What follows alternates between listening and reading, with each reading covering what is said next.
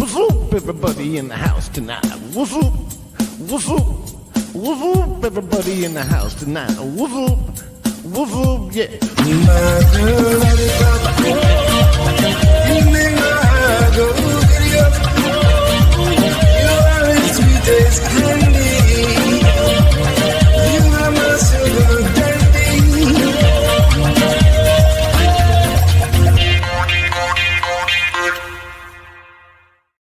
Monday in the studio. Sorry we're late. Happy President's Day, everybody. Took us a while to get to this new studio here in the heart of New York City. Welcome to the heart. Welcome. Well, I want to worry. It worked before. Well, it's probably not working because I put brand new batteries in it. And usually that's how you break something. But it was working the other day. It was working the other day when I plugged it in. Oh, plugged it in. Oh. Yeah. Ah. I guess this battery slot's a lie. I mean, maybe you put them in backwards. I'm hoping I put them in backwards, honestly, because if I didn't, then we're fucked out of a fireplace. Look, it's chilly in here. No, I put them in right. I'm freezing. If this doesn't heat up, we're in big trouble. 3 batteries, 1, 2, and 3. But there's no like spring part. No, it seems. Well, that's not going to work. That's not going to help. Fuck it. Well, I guess something else to work on. The lighting is almost perfect. The fireplace is TBD. broken. I guess it's broken. Yeah. Here you go. Thank you. Just pass that off to the hallway. But welcome to New York City studio. Yeah, we need a name for it. I just said it. New York City studio. Yep. Did I say it right? That's it. Okay, good. Yeah, so welcome to the studio. I hope you guys like it. Let us know what you think in the comments. You don't even have to. I'm fine with it. I'm happy with it. I think it looks great. If you don't like it, everyone has to like it. If you don't like it, then that's just how life is sometimes. Yeah. Sometimes you don't like stuff, and that's how it is. And there you go. I think it's fantastic. Mm-hmm. Not only do our wooden boards on the wall look fantastic, they're also soundproofing. So if you're noticing our voices sound slightly more velvety smooth and you're about to come in your pants. Oh, yeah, everybody. It's the brown stuff on the walls. That's what's making that sound. It does. It's I can notice a difference. Yeah, it's nice. As soon as we put that up, or as soon as we got here to the new studio. To what studio? The New York studio. As soon as those went up, I immediately noticed like that little echo that we had is completely gone. Yeah. And that was slowly driving me not that crazy. After day 2, I kind of forgot it was a thing. Well, especially after we got these microphones and not the God, what do we call it? The broken Chinese soundboard. Chinese soundboard or whatever. Yeah. Yeah. After we took these battle-tested microphones through those hallowed halls. Our Rob and Nick Reiner microphones. That's right. These are special edition. These are the microphones that interviewed a murderer and his weird dad. Yeah. Who we murdered. That kind of disappeared. I guess there's nothing going on. Like he got arrested. And it hasn't disappeared from the National Enquirer. Oh, really? Because I've noticed at the checkout counter at the grocery store, the National Enquirer still on that story. Yeah. I remember that one I don't know, a month ago, whatever, you had a National Enquirer here, and it was like Rob Reiner's final words before he died. And Stop stabbing me. And I was like, wow, how did the National Enquirer get this? And I read the whole article, and I kind of got the point that it was like he talked to somebody and said he was scared of his son like a few days before. It had nothing to do with, I thought it was going to be like, what the fuck are you doing? No, and it was just, front page news on a bootleg magazine that I don't know how it still exists. Yeah. Other than they have some good crossword puzzles in there. Did you guys finish it? Yeah. We're on to, I think, our 3rd crossword puzzle. There's 3 in there? No, I bought another one. Oh, now we're addicted to the crosswords. So I keep spending $7 on this fucking retarded publication that's full of crap slop. but there's good crosswords in it. Yeah. You know, not that you can't go online and download 5 million in 3 seconds. But what are you going to print them out It's or not do the them online? It's not the same. It's not the same at all. Yeah. All the you know, the dime a dozen ones you can find on the internet, they don't feel as I don't know, like authentic clever or whatever. something. Clever. Yeah, Like, yeah. there's something to the one they put in the National Enquirer where you feel like you're actually solving something. Yeah, I used to buy 2 papers a day just to do the crosswords in them. And then, you know, the papers got stupid expensive for no reason and had less shit in it. So I moved on from that. I've also never bought a newspaper and won the lottery like No, one Eric never. Nagel has. Never. No. It's kind of discouraging if you spend your whole life buying a newspaper and you never win the lottery. I know. I don't know how the Nagelmeister isn't still buying newspapers every day. Right? He should be buying one from each fucking company. Should be getting the Times, the Post, everything, because he's like, this worked. Well, only shitty newspapers like Daily News and the Post do like shitty lottery. Shitty lottery, Yeah. Because the Times just thinks people need to buy their paper and don't have to incentivize them. You know, I was thinking of Mr. Nagel when I was eating dinner today, funny enough. And me and Caitlin had a question. So I'm eating my dinner, and it's Caitlin used a Dijon mustard in the sauce that she made. Okay. And I was like, this is so fucking good. I bought this mustard because it looked like something I'm pretty sure Erock told me to buy once. Oh, okay. When I worked at Compound, me and him would have food conversations pretty much every time we spoke. Did it have the little mustard seeds in it? No. Oh. Which is why I was leery of it. Mm-hmm. It's very one color Dijon. It's Mike's Amazing Mustard. Oh, okay. And it was just one color brown Dijon. And usually I don't really give a shit about Dijon one way or the other. It's better than yellow. Yeah. Well, definitely this one is. Yeah. But yeah, I'm literally like after I bought it, I was squirting it onto my finger and putting it in my mouth. I was like, this mustard's fucking good. That E-Rock knows what he's talking about. If this is what he was talking about. It was so long ago, me and him having condiments conversations that I couldn't. But I think he said this brand was good. Huh. I mean, it's pretty presumptuous of them to call it Amazing Mustard. Oh, if you're gonna mass produce a condiment, you want a little confidence. Confidence in your condiment. Yeah, that's a good point. E-Rock has confidence in his condiments. And he was right. If this was what I remember, he was right. But it made me think and made Caitlin think, who do you think makes like the grocery list food decisions in the Nagel household? Because I could picture him being like, when we talked about food, he was very picky about stuff. Yeah. So I can't imagine he like lets anything just go on the groceries. But at the same time, I would say that he's let his opinions be known. And you can't cross his opinions. right? But his wife will do the shopping or whatever. That's kind of what I figured. She knows what he likes. Yeah. Yeah. That's kind of how I thought it goes down. Mm-hmm. She makes the list, but she knows what's supposed to be on there. Exactly. Yeah. Listen, cross-reference your grocery list with the consumer Instagram account, and you'll know if you hit the mark. And for some reason, I get the feeling he doesn't eat like junk fancy, or not even fancy, but like junk food or like crazy. Like on the consumer, he does, but that's like because they send him stuff. But I get the feeling he just eats like a normal person at home. I remember he was always very particular about the things he liked. Even his like Chick-fil-A order, he talked about pedestrian sauces and whatnot. But he liked the Chick-fil-A sauce. Oh yeah, that was one of his favorites. Oh, yeah. When he took that bib out and that custom engraved up his utensils, custom engraved silverware, I knew it was Chick-fil-A time, and he was about to get saucy. Fireplace is broken. All right. Sure, we'll put the broken one up. It's a work in progress. We're 90% of the way there. We just need to make this fireplace work so we're not, I would say 98% of the way. sitting in the cold. I want to fuck with the camera and the lights a little more. No, you don't. I think we need a little we're zoom fine. action, maybe. Gotta zoom in a little. A little bit. Maybe. And like we're too bright in one spot. We gotta spread the lights out. My forehead's a little shiny. Yeah. I need some powder. That's what it really is. You need some makeup. That's the next Garrett and Steve phase 3. We get a makeup girl in here. We start powdering our faces. Like at Normal World.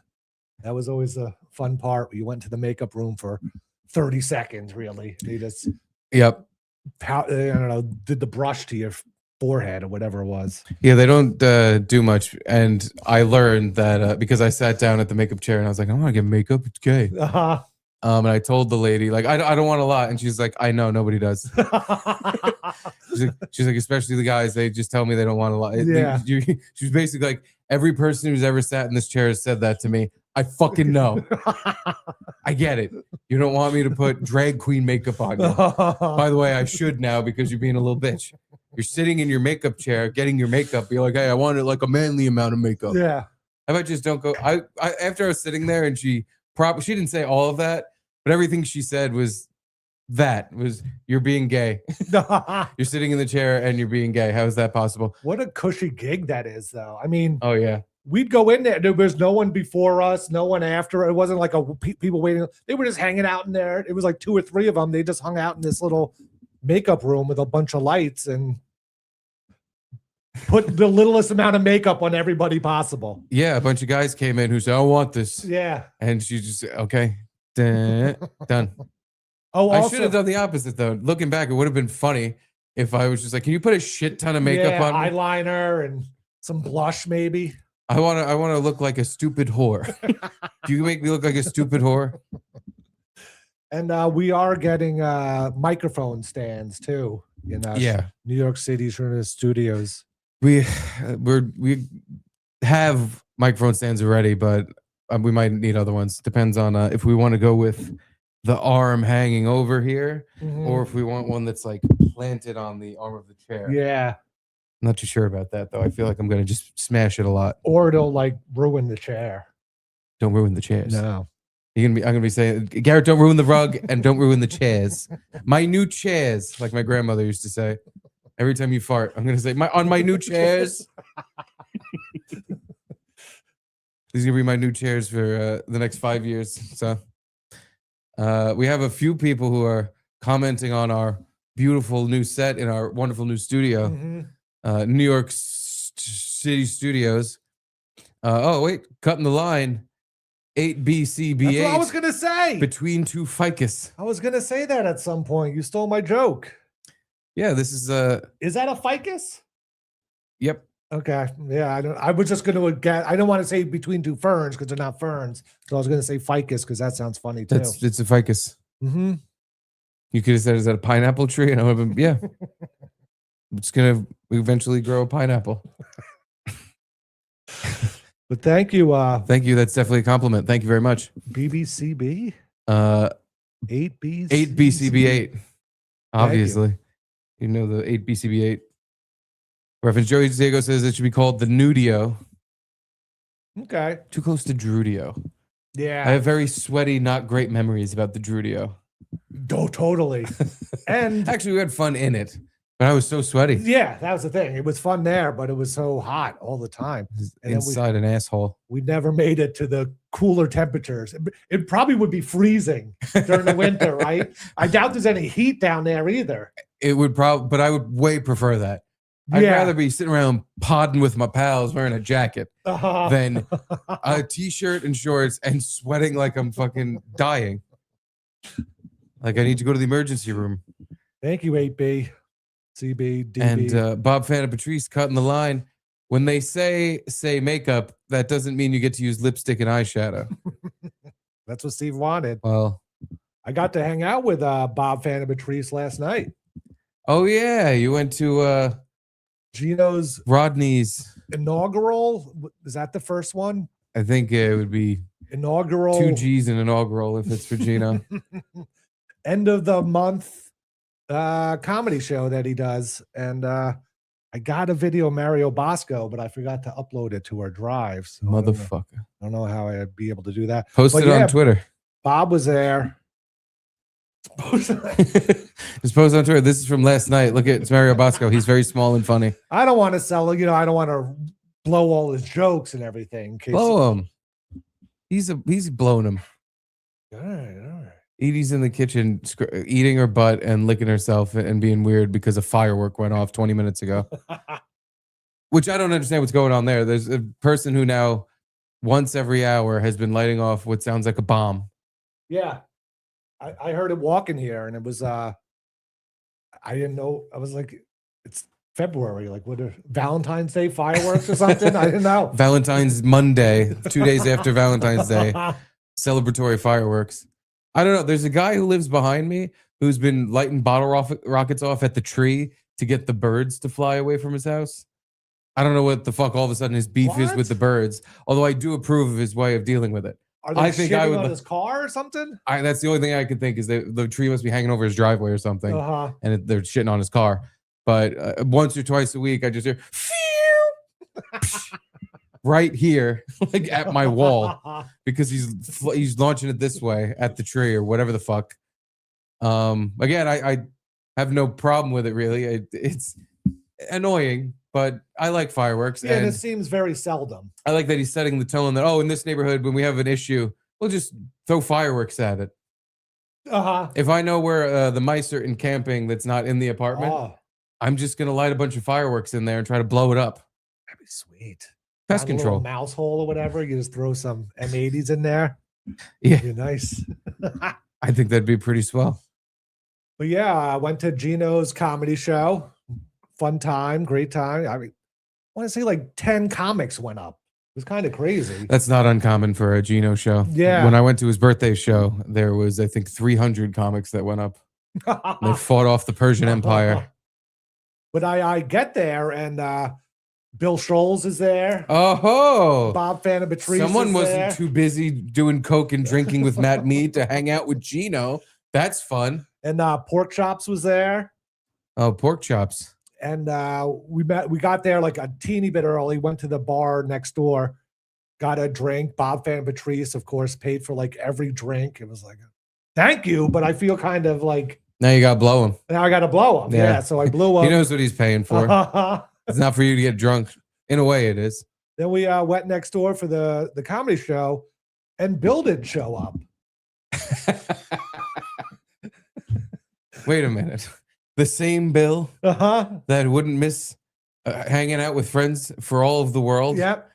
He didn't make it from the bar to the comedy show, which is literally the next building. Like there's no, you don't have to cross the street or anything, because he found out that Drunk Jimmy was showing up. Oh, okay. And he didn't want to commiserate with drunk Jimmy or anything. So he was more avoiding, yeah, than being unable to get. I see. Okay. So Drunk Jimmy did show up kind of later in the night, but he was there. Yeah, it was Drunk Jimmy. After the show was over, we go back to that bar, and Drunk Jimmy said, and Jamie went with me, and keep talking. And Drunk Jimmy goes to me, I have a really funny idea, like for a sitcom. I'm like, okay, he's like, I get disowned by my parents, and you and Jamie adopt me. Oh boy. Yeah, that's a funny idea for a sitcom. What kind of, who would want to watch that? I don't know. And I don't know why he thought of that, but he was excited to try to get that. Picture his idea of a funny sitcom. We had a great sitcom idea for him. The Mersbins. The Mersbins, yeah. Yeah. You and Bill just record yourselves. He never did it. No, now Bill is avoiding him. Yeah. Bill won't go to a bar because he doesn't want to see the guy he's going to see in his apartment. Yes. Because every time, I'm sure he did it that night. I'm sure. Every time we see Drunk Jimmy in New York, he gets drunk and he's like, oh, I'm going to crash at my mom's place, which just so happens to also be Bill Schultz's place. Yeah, yeah. That apartment has seen some really fun stuff. But Drunk Jimmy's dog had passed away, Buckley. Oh. But his mom got a new cat. So Bill has a cat now.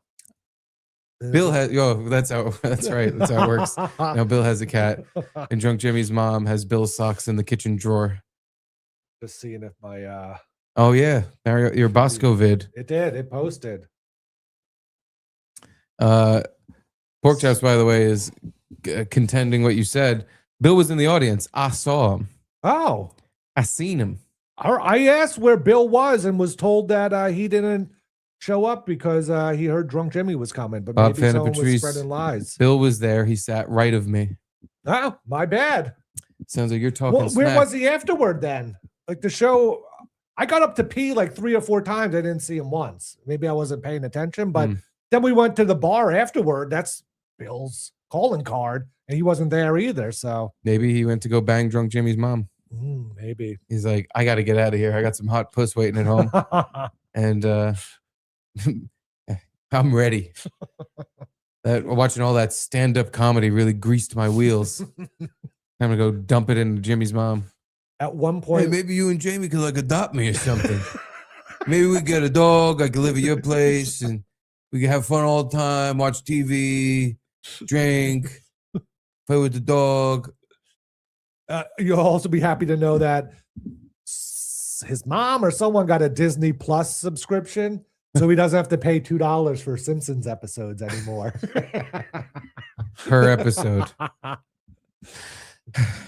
Well, that's great news. At one point in the after party at the bar that we were watching, the Olympics were on, and curling was on, women's curling. I believe it was USA versus China. And they went to commercial break, and the Dirty Jew commercial came on. Oh, boy. And Gino starts screaming, anyone in here ever put a Dirty Jew sticker on a backpack? Anyone put a Dirty Jew sticker? And then the bartender's like, hey, get the fuck out of here if you don't want to watch the show. Shut up. And whatever. And Gino had to like apologize. But they kind of got along after it, after the whole thing. But it was a little heated confrontation for a second. Wait, the bartender at Rodney's or at the bar? At the bar. Not at Rodney's. Not at Rodney's, no. Yeah, it was some Irish guy with an Irish accent. He was like, you don't like the Dirty Jew commercial? Get the hell out. This place shows Dirty Jew commercials. Yeah, I thought he would be mad about him screaming Dirty Jew very loud in the bar, but it seemed like he was more mad about that Gino was complaining about what was on the TV, but he wasn't. He took offense to the bartender's choice of television program. Yeah. But it was a fun night. I'm good at picking shows. Just ask me wife. I'm always picking the shows. Pork Chops was a little drunk and started ranting about his parents. Oh boy. And how they never took him to the mall to buy stuff. Oh. You know, Pork Chops, you say every time I meet you that you're not Jewish, but then you look and say the most Jewish things I've ever heard. Nobody didn't want to save money. He wanted to buy things. But they were like, never took me to the mall. They were too busy to drive him anywhere. So he kind of grew up in a rural town. So he couldn't get out and go to the mall to buy stuff. So he played Metal Gear Solid 2 for like 40 times or something because he could never get another game. What are you complaining about? I know. That was the thing. They bought you one good game. Bob Van Patrice is there, and he's talking about how his parents were so poor and he lived in the city. And how poor were they? He had to take a bus to to the library in Brooklyn just to listen to albums because he couldn't afford to buy albums. So he would just sit in the library all day. And then Pork Chops is like, yeah, I had to play Metal Gear Solid 40 times because I couldn't. But it was funny. He was very animated and drunk. So it was a good time. It sounds like it. Yeah. Sounds like I need to play Metal Gear Solid again. Was it Metal Gear Solid 2? 2, yes. Yeah, that one is the best one. That's the only one I ever really played. Now that I think about it. I played that one, but yeah, maybe one other one newer-ish one. But yeah, I don't remember. Never like that's a game where there's like super fans of it that are like love it and it's like it's a good game, but I don't know. It's not like I fall in love with. I can't. Not like I would play it again. You play it through it once, it's fun, but yeah, I wouldn't be like. Incorrect. I played Metal Gear Solid 2 maybe 10 times through. Really? And my parents took me to the mall. Wow. Yeah, I was able to go to the mall and buy a new pair of sneakers every now and then. It's just a good ass game. I would play it again. I don't know. It's such a long game that you'd think it wouldn't be replayable. But by the time you get to the end of it, it's the only thing you want to play anymore. It like really trains you to be in Metal Gear Solid mode. So by the time you finish, you're like, oh fuck, I gotta play that again. And yeah, I played it at least maybe not 10 times through, but somewhere close to it. Whatever the name of the guy is that made the game. Hideo Kojima. Is that what it is? I think so. Really? Kojima? Or maybe. But anyway, people like suck his dick. Like and the stories in Metal Gear were always so like convoluted, and I didn't really get what was going on. I don't know. Kojima. Oh, it was Kojima. Okay. Yeah. And then he made like some newer game for maybe PS5, and then like Standing or something. Death Stranding. Death Stranding, yeah. The one, it's got the guy from Walking Dead, Darryl. Oh yeah, Darryl. Okay. The cool guy with the crossbow. And I never played it, but I just heard like you're just driving on a motorcycle in the desert for hours, and there's really nothing going on. I don't even know about the motorcycle. I know there's a lot of walking, and you're like you have like some baby in a jar or something that you're trying to deliver. You're like a delivery guy. Oh, okay. It's a very people who've played it, like my friend Frank, he says it's great, but to me, every time I hear an explanation of what it is, I'm like, I don't want to play it. It sounds boring and terrible. Is he a Kojima fanboy? Not, I think everybody who is into video games kind of is. Yeah. But no, and I also heard that Kojima, after he made a bunch of Metal Gear games and made $1 billion or whatever, he started just doing like slot machine coin games for your phone, and was like, or Konami, the company he was making the shit with. Maybe not him actually, no, but Konami. That's what they started doing, not Kojima. Oh, okay. Oh, they gave up on making video games. Or just like it's way more profitable to just get people to play these slot machine or these like coin games on their cell phone that have all the properties we own, like Metal Gear Solid or fucking whatever else. And the amount of people you have to hire just to produce the game. Yeah, it's a good point. I want to just see, because Death Stranding, I'm pretty sure, has a scene in it where if you like, it's like an Easter egg where if you walk into a pizzeria or something, you have to, there's like a whole sequence where he's fighting the pizza guy, but like it doesn't happen for everybody in the game. Death Stranding is a 2019 action adventure delivery sim game. Yep, that is what it is. Wow. You're a future delivery man. Let me try to find the hit. Yep, 7 minutes. No, it's not that long. It's like a 2-minute thing. Pizza guy. Maybe this is it. Nope, this isn't it. Fuck. Oh well. I can find it. So you're the pizza guy, or you fight a pizza guy? No, you fight a pizza guy. Oh, okay. In a pizzeria with pizza ingredients. Like he not even that. You got to see it. Pizza guy. And Metal Gears were always like pretty fucking hard too, especially the bosses in those games. There was always like some little secret you had to know, kind of, to kill that. Like it was hard to even get up to the bosses and then to get through them. It was always a little, which is interesting, but I think once you played through it, like you chopped it 100 times, it got easy. Yeah, once you know what you're doing, yeah. You're right. It was they were difficult, especially at the end.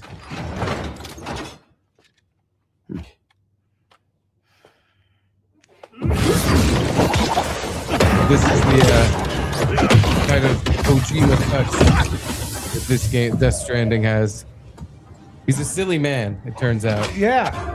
Like this is like one of the most dramatic fight scenes in the game, I hear. Making my pizzas.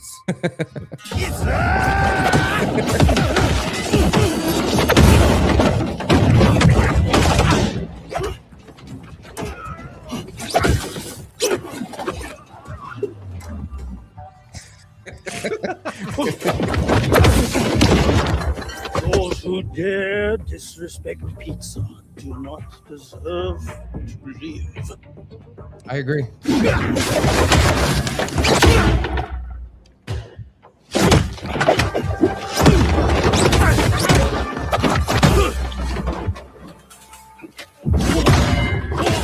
This is just Snake, not Snake. Kinda. He looks like him a little. Yeah. I don't get the octopus on the pizza, but Oh, that sounds great. I feel like you rarely ever have good octopus. It's always chewy. Yeah. Calamari is easier to deal with. That can be chewy too. It can be, but I feel like octopus is more often Oh, like big chewy tire chunks. I'm a big chewy fan. I Goddamn. like chewy shit. Really? Even if it's like Yeah. like not really supposed to be chewy. There's Yeah, something I would like to I give mean, I you. like it better when it's not chewy, but I like, need a moment. Please wait at the delivery terminal upstairs. it's like when you get like a ribeye steak or something, and then you have some leftover, then you just heat it up in the oven or whatever the next day, and it's all well done, but it's still like good. You know what I'm saying? It's not the way I prefer it, but I still enjoy it all well done and kind of, I don't know, crispy or something. Yeah. Like octopus, I could do either way. I only like chewy when it's like gum or candy. Mm. Things that aren't supposed to be chewy. Like octopus is done well, I think, when it's a little tender. It's always a little chewy no matter what. Yeah. But I've had octopus where it was like I was chomping on rubber bands or a fucking chunk of tire. It was thick pieces of octopus, like rings. And Oh, okay. Yeah. it was like the big tentacle. And it was not good. It was very, very chewy. I was not a fan. You know, fried rubber bands, the fried clam strips, those are good too. I love those, and those are chewy. Like a good clam. Mm. Anywho, should we watch the video of Mario Bosco? Sure. Or I didn't preview it. I hope there's nothing out of context or something. Because I know the bartender came over at some point, and I kind of got distracted by him, but oh boy, it shouldn't be that bad. Wait, where am I going? Home, I think. There you go. Profile. So you took this video. Oh wow, you're side stage. Yeah. You're right. You're right there. Front Look at row that. seat. Mario Bosco, America's favorite young boy who's nearly 50. I should have filmed like more of the crowd to make it look more full, but that's fine. Took a video of that empty chair. It's a big love seat. I didn't get drunk Jimmy sitting in the empty chair, contemplating his life choices. Should have. Woo! So happy Valentine's Day to all the lovers out Valentine's. here. You know, I gotta tell you, growing up, my family would always call me names around the holidays. You know, like Cupid, Elf, Leprechaun. So Valentine's Day, they would call me Cupid. Oh, Cupid, a little Cupid, my little Cupid. So last Valentine's Day, I threw on a diaper, big red boots. Garrett, there's a man on stage doing a show, I know, I'm and you're sorry. just yapping with the bartender. The guy came over and brought me another beer that Bob paid for. And I wasn't finished with my first beer.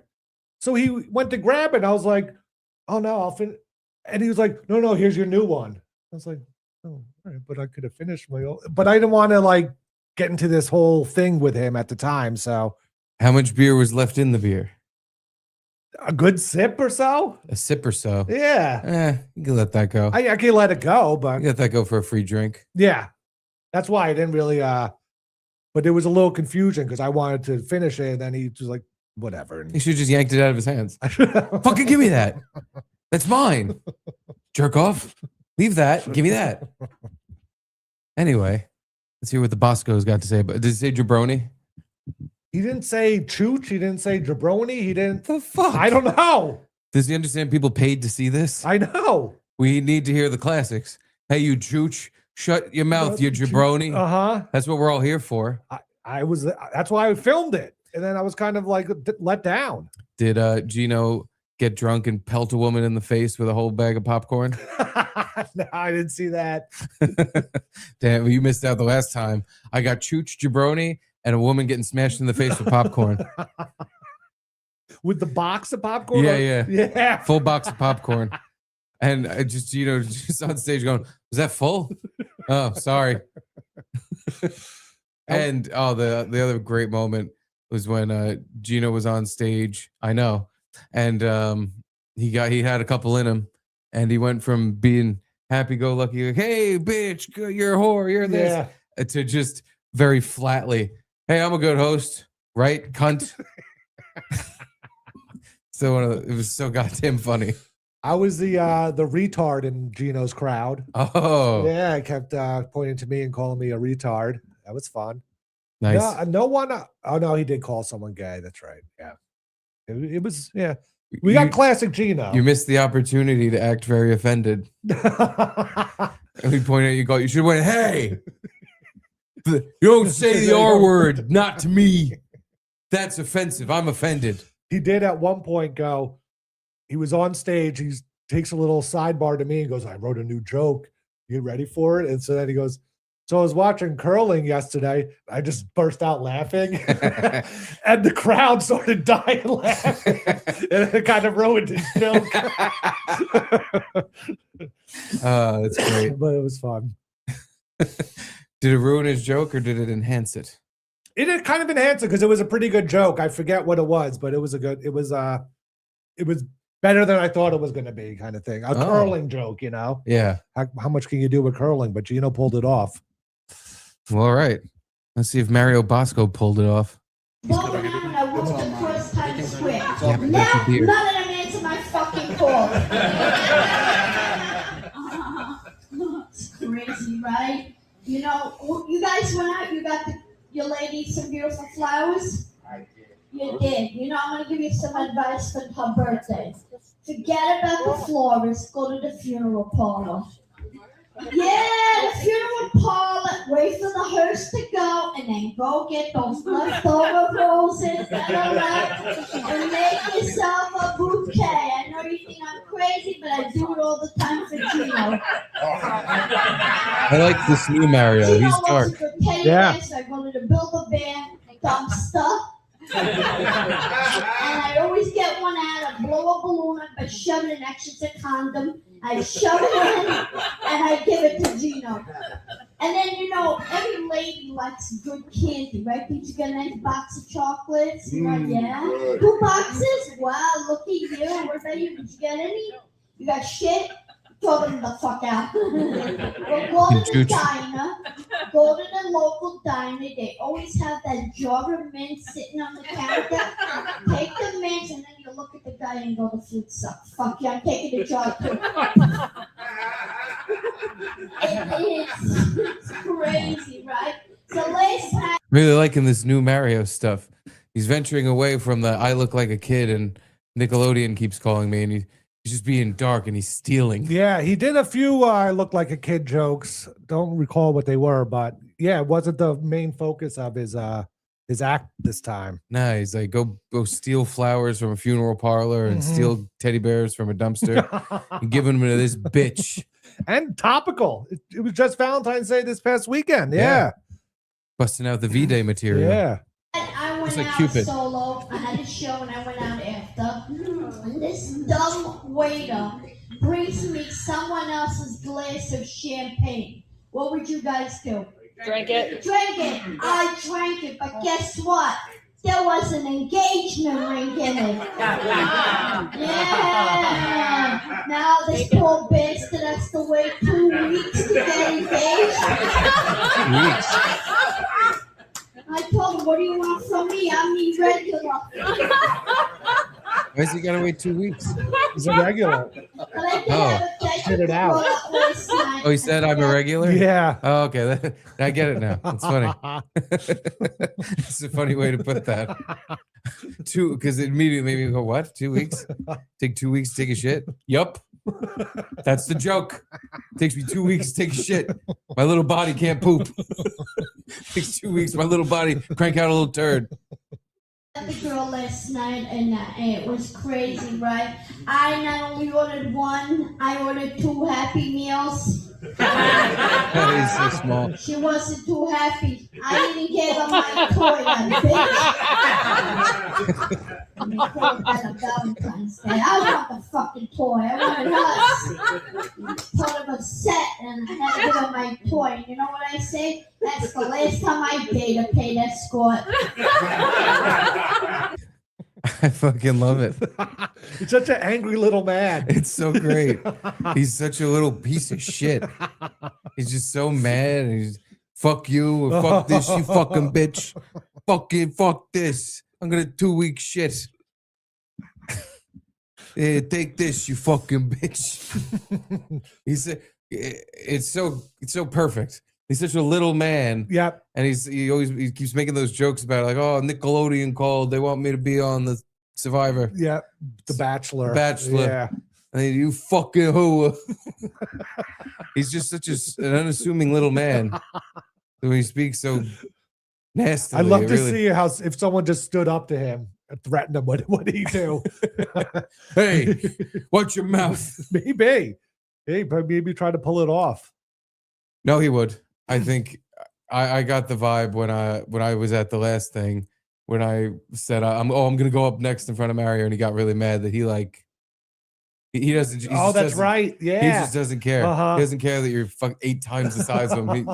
He's not gonna hit you or anything, but he'll tell you like it is. He kind of uses the women's excuse, like you'll never hit a girl. Yeah, and no one's ever gonna hit this little Dominican. What are you gonna do? What, you gonna beat up a puppet? You big strong man, you gonna beat up a little puppet boy? The one joke was he was saying that his dad was Mickey Mouse.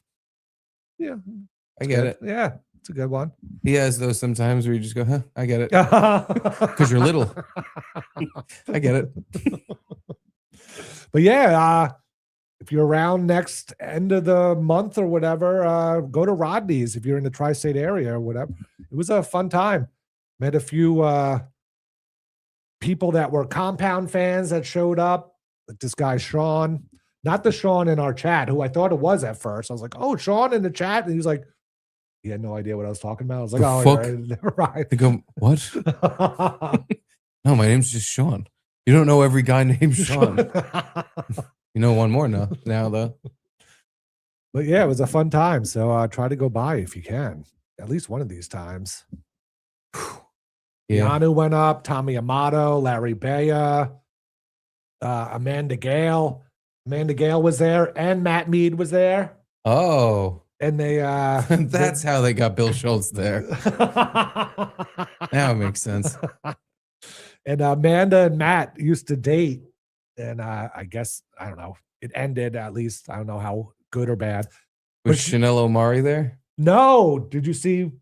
Oh, yeah, it's right. You were on that text thread where. Should I find that picture? Sure. Yeah. Or you could just read it, right? Yeah, but I want to show it. Oh, okay. Make sure. Yeah, Chanel Omari posted something on Instagram about Rodney's. It wasn't too kind. Yeah, I was. Did you ask G about this? He didn't really know anything about it. No. But I'd be curious because he knows both of the Chanel Omari and Rodney Dangerfield. But Amanda Gale was even making jokes about Matt Mead, saying that she had a boyfriend that had been arrested 3 times for DUIs and all this stuff. And you could hear him in the background, give it a light, Gino, give it a light. Yeah, she better watch that talk. He'll give her, she's cruising for a bruising, as they say.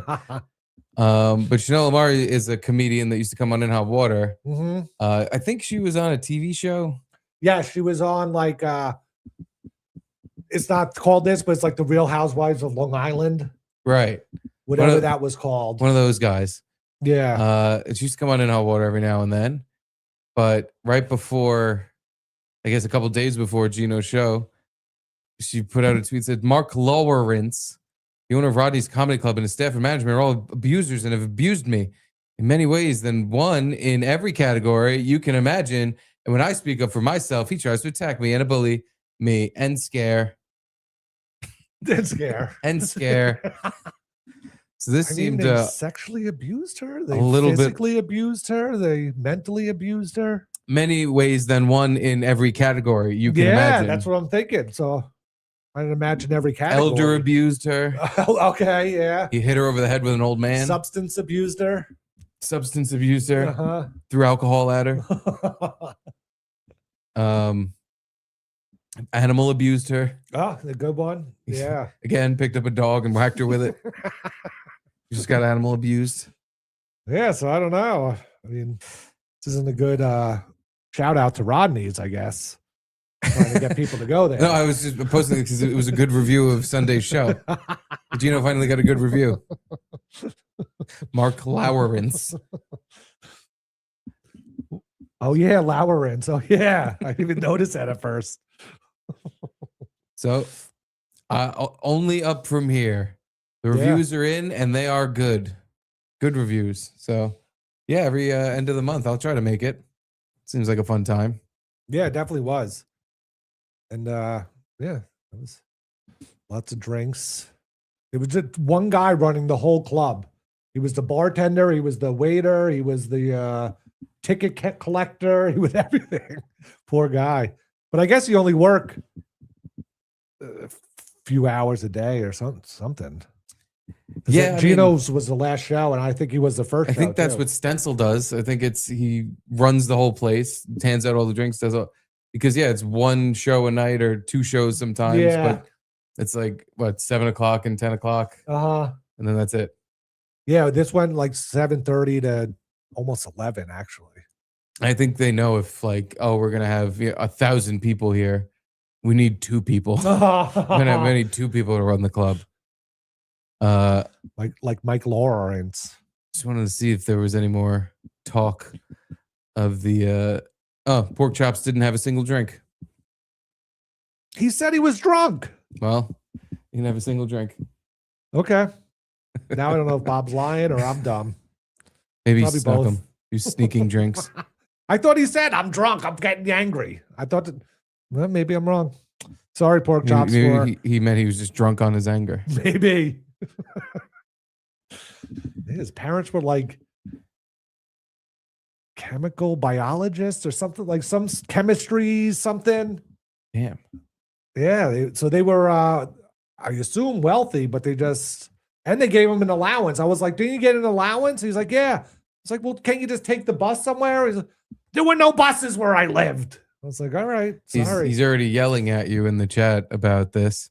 What's the point of a big allowance if you can't go to the freaking mall? I had to buy them from my friends at school. And MGS2 is only 6 hours.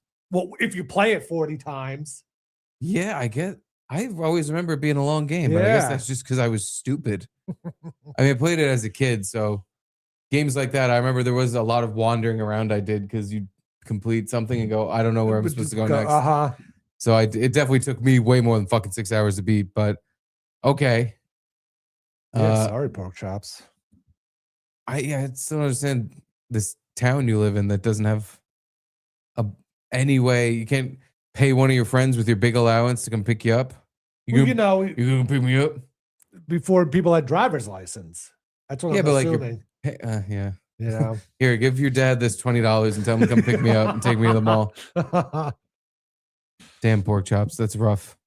Rough life. Anyway. Yeah. I went to the emergency room today. Fun. I forgot to tell you. We almost didn't do a show today because I went to the hospital this morning. What time? It was like 9 a.m. But the troubles started before that. I'm interested because you've gone through kidney stone stuff before, but I think I had a kidney stone, or I know, because it's still in me, I think. But I went to the bathroom this morning and I couldn't pee. And I was like, oh, this is interesting. Wow, this never happened to me. It's never happened to me. And I went to the bathroom and I'm just like standing there and I'm like, what's happening here? I feel like I gotta pee. Why aren't we going? Jeez. And I eventually got some pee to come out, but it was such a little bit. And I'm like, that's like a morning pee. You can stand there for 2 minutes. And I'm standing there for 10 minutes. Like, what the fuck's going on? So like, maybe I'm just that dehydrated that there's no pee. This is weird. But you had no pain? Well, I chugged some water. I chugged a bottle and then I started drinking a second bottle. And then I had some fucking pain. Then I was like, oh my God, I'm going to die. My lower back started to hurt. And with every like 10, 30 seconds that passed, it started hurting more and more and more until I was like short of breath. I was like, oh fuck. Oh my God, it hurts. Oh, fucking hurts. And breathing hurts. Yeah. Like breathing hurt. It felt like a balloon had inflated in my back and it was made of pain. A pain balloon. And I was just pacing back and forth in the hallway just inside of her. I was just pacing back and forth, like going, "Oh fuck, my back! Oh fuck, what's going on? Oh fuck!" And I would try to go to the bathroom and try to pee, and nothing would come out. And I'm just like, "Oh, I'm gonna fucking die! Oh, this is how I die! This is it! I'm gonna explode like a fucking water balloon! I'm gonna fucking die! Oh god!" And Caitlin was in the shower. I waited till she was done showering, but once I heard the water turn off. I was like, "I can't go to the bathroom. Fuck, I don't feel good." And she was just like, "Oh, I'm sorry, I'll get out. I didn't know you were waiting." I was like, "No, that's not what I mean." I didn't wait. Oh, she was in the shower. I was standing over the toilet, like, what the fuck is happening? Why can't I pee? Wow. What the fuck is going on? And yeah, so I was like, I think I gotta go to. She's like, "You want to go to urgent care?" I was like, "Fuck that, hospital." Yeah. Like I was in so much pain, and it kept getting worse and worse. I was like, I something's bad, something's broken. Huh. Wow. Did they explain to you why you couldn't pee? Like I've never been able to. The doctor's just like, "Yeah, you're a fag. Oh yeah. You can't pee." He just started pointing and laughing. I'm like, "You fucking can't pee. What a little bitch, pussy." And he starts calling all the nurses over and go, "Pussy, look at this guy. He can't even pee." I'm like, "It's not very funny. I'm in a lot of pain." He goes, "Oh, I bet it hurts." No, so when we had to get Charlie dressed and load him up in the car. Yeah. And I was wearing fucking basketball shorts with paint on them from the new New York City studio. Uh-huh. And that was such a surreal feeling. I'm like in excruciating pain. I can't even fucking breathe right. And I'm like putting pants on because I don't want to show up to the hospital looking like a mess. Uh-huh. So I'm just like, "Oh God, what the fuck?" And I just kept going, "What the fuck? What the fuck? Oh my God, what the fuck?" I was a mess.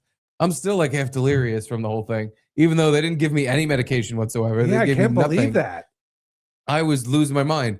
We got in the car. We finally load Charlie into the car. We drop him off at a babysitter who, thank God, was around and available. Oh, nice. And we're heading to the hospital. And once we finally got there, it started to hurt less. And I could like the labored breathing. I was like, "Oh you God, I pee? could take a breath." Still couldn't pee yet. I went to the bathroom when we got to the hospital and I tried to pee again. And it was just like drips and drops. Oof. So I was like, I need a water. I need more water. Like, I gotta fucking pee. Something's gotta happen. Yeah. I'll either Burst burst through. my fucking kidney or something's gonna come out of my dick hole. One way or the other, water's going in. Which is weird. Like you're not a big soda drinker or No. tea or coffee or any of that. Tea. Been Oh, I drinking guess tea. you have been drinking the green tea. Green D. Yeah. I have been. Steve was pacing around this morning at like grabbing his back and he's like, oh. And he didn't realize that Charlie was like 3 feet behind him, like in his little pajamas going, "Oh, my back hurts." That's right. Charlie And was He was Grabbing- mocking you. was grabbing his imitating. back. Yeah, it was really funny. was And then I'm like on the phone with my aunt, like, "Do you think you could watch Charlie like right now? We got to go to the emergency room." And he's like, "Oh, my back, Mom, my back hurts." While I'm on the phone. It was really, really funny. It was, yeah. I couldn't laugh, but it was very, very funny. He's just like, he's walking by me going, oh, my back. Oh. I'm just like, I'm fucking tired. Yeah, it's like you keep thinking you could get in some sort of position where it'll be sort of comfortable, but it never comes. Yeah. No, it never, I just kind of, yeah, I just was in the car, like against the door, like, But then, like I said, we got there and something moved because it's like as I'm walking into the hospital, I'm just like, oh, I can take a breath. And it's like a dopamine hit. Yeah, too. it felt awesome. Yeah. It was amazing. I still was a little, it still hurt, but it wasn't excruciating, like doubled over in pain hurt. Uh-huh. It was just like, all right, something moved because I am not feeling, maybe the vibration from being in the car, maybe us hitting bumps like fucking jarred something loose because I immediately started feeling like no longer like I was about to die because that fucking, it was so quick how it hit me where I'm just like, oh God, I can't breathe. But yeah, I still couldn't pee. But luckily I went to the hospital and they didn't do anything. They gave me a scan and they were like, oh yeah, you have a kidney stone. It's like in your ureter, meaning it went from the kidney to the thing that connects to your bladder. But as I was going in for the scan, I was like, hold on, I gotta go to the bathroom. And I run to the bathroom and I just start pissing like a racehorse. And I was like, oh, thank God. Oh, wow. Oh, this is the best feeling I've ever had. Oh my God. Don't know what changed. Again, I think something just got knocked out of the way. Yeah. Finally. And it opened up the flow of things because I finally was able to go to the bathroom and then I couldn't stop pissing.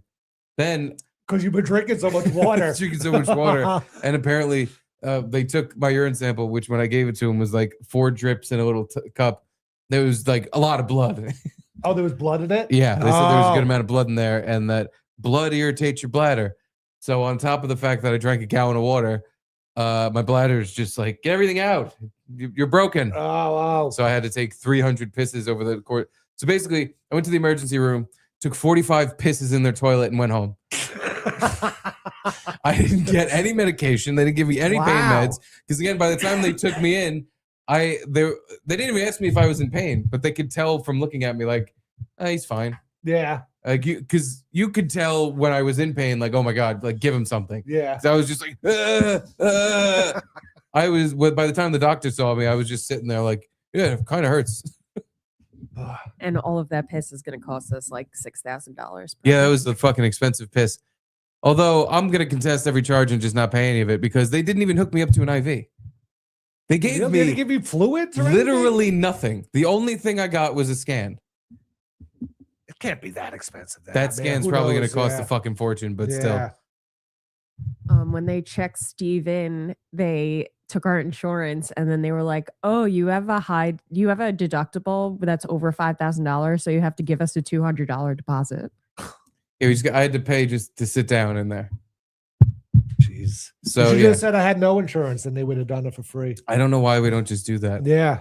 Especially with how much pain I was in. I could have just walked in and been like, no inglés. Dolor de mi kidney.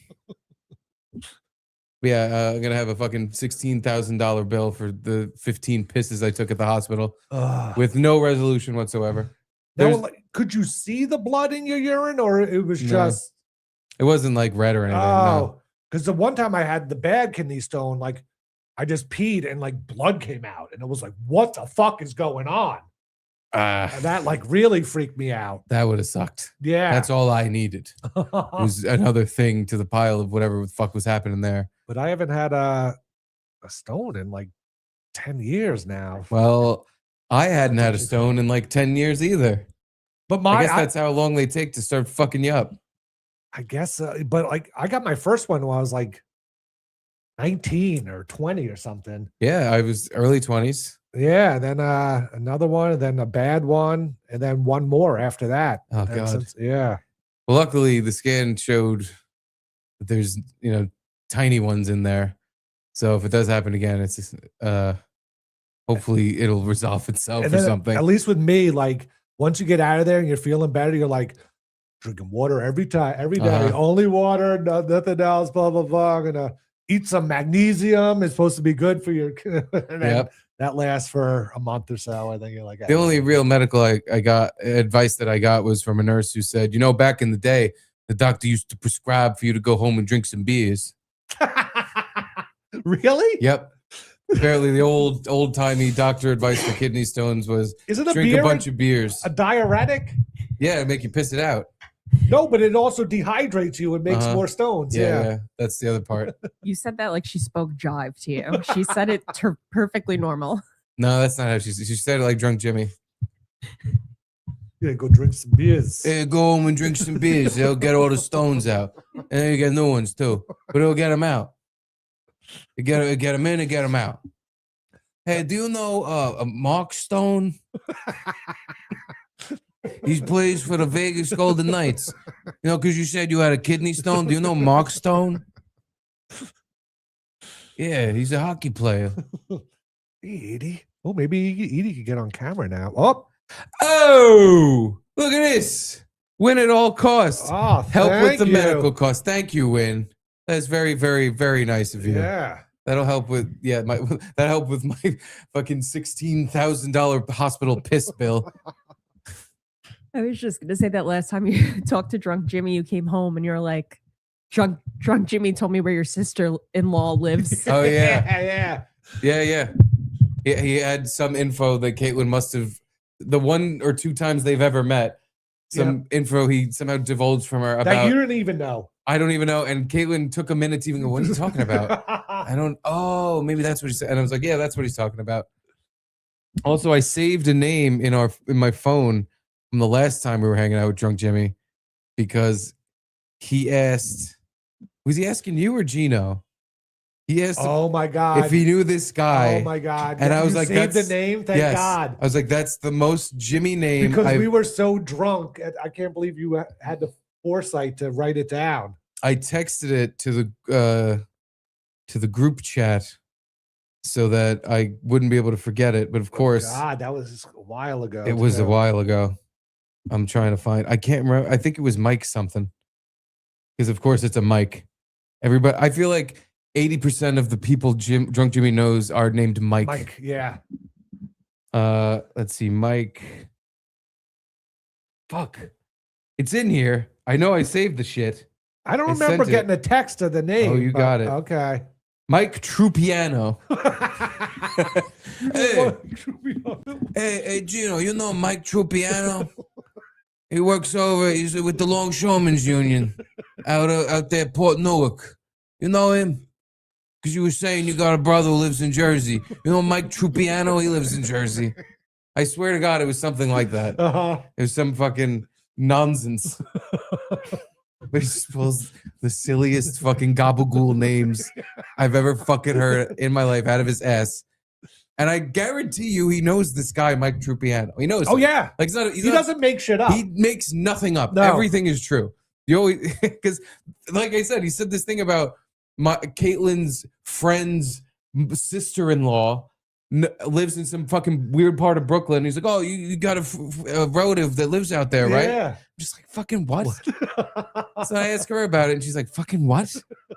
Oh, wait a minute. I do know vaguely of some human being that lives over there. How the fuck does Jimmy know that? Yeah, it's a steel trap mine for locations. Locations and names. Yeah. But anyway, thank you, Win. Thank you, Win at all costs. If you know Mike Trupiano, tell him we said hi. Yeah. And look at this, Baldwin's revolver. Oh, thank you, Baldwin. I wish it showed their actual names and not their at names or whatever. Thank you, at Baldwin's revolver. Some help for your medical bill. That's very nice of you. Yeah. Wow. So how? It's happened before. Isn't it some thing she uses? Oh yeah. Okay. Squeaking. So you got to the hospital like 10? 9:30-ish. Okay. I lost all sense of time. And then what time did you get out? Oh, I didn't get out till like 1 o'clock. It's pretty good. 1, 2 o'clock-ish. It's not bad. Pretty good. That's pretty quick. I got one scan. They did nothing. They fucking Did you go into bed or anything? I did go into the bed. Okay. I will say it wasn't very busy. So I did get lucky because it definitely wasn't very right. busy. I got right into a bed. And yeah, they jabbed me with the IV thing. They like stuck the needle in the little port, but then they never gave me an IV bag. So I was just walking around. I was taking had the port in there with nothing, no IV hooked up, just the port that you're supposed to hook up to an IV bag. Huh. So I was just walking around with like a blood port and pissing. And that was my hospital visit. I was peeing after getting a needle in my arm. Needle pee. But the doctor said, like, yeah, it was probably the kidney stone because they could probably, you think? I'm like, it better have been. Yeah. You say there's one in there. They say it hasn't come out yet. And then I couldn't pee. So if that 2 and 2 doesn't equal 4, we have major issues here. Now, I think we've talked about this before, but I never had a problem getting the kidney stone out. Like it never hurt coming out. Well, I hope I'm in that camp and it literally came out and I didn't even notice. Yeah. But I just get the feeling I'm not that lucky because the last time this happened, that did not happen. Oh, okay. The last time this happened, where it was sitting in the ureter is where it stayed until it moved. And then I had to go to the hospital again. Yeah, Two but more that's still times not- until they had to shoot up a fucking little laser beam roto-rooter thing up my pee hole and blast it. And if that fucking happens again, I can't. That's a nightmare. But still, that's not like when you peed it out, though. Like, you know what I'm saying? Like, that's still, it definitely hurts when it's going from your kidney and you could feel it going around the bend and toward your bladder and stuff. Like, that all hurts. But then once it gets through and it gets in my bladder, like, it just comes out when I pee. I don't know. I don't think I really felt it go all the way around town. Oh. And they said when I got the scan that, and this was after I had taken my pees, that it was still in there. It's still in there. So it might still be in there, just waiting, lying in wait for me to relax for 5 fucking minutes before I go through this whole goddamn thing again.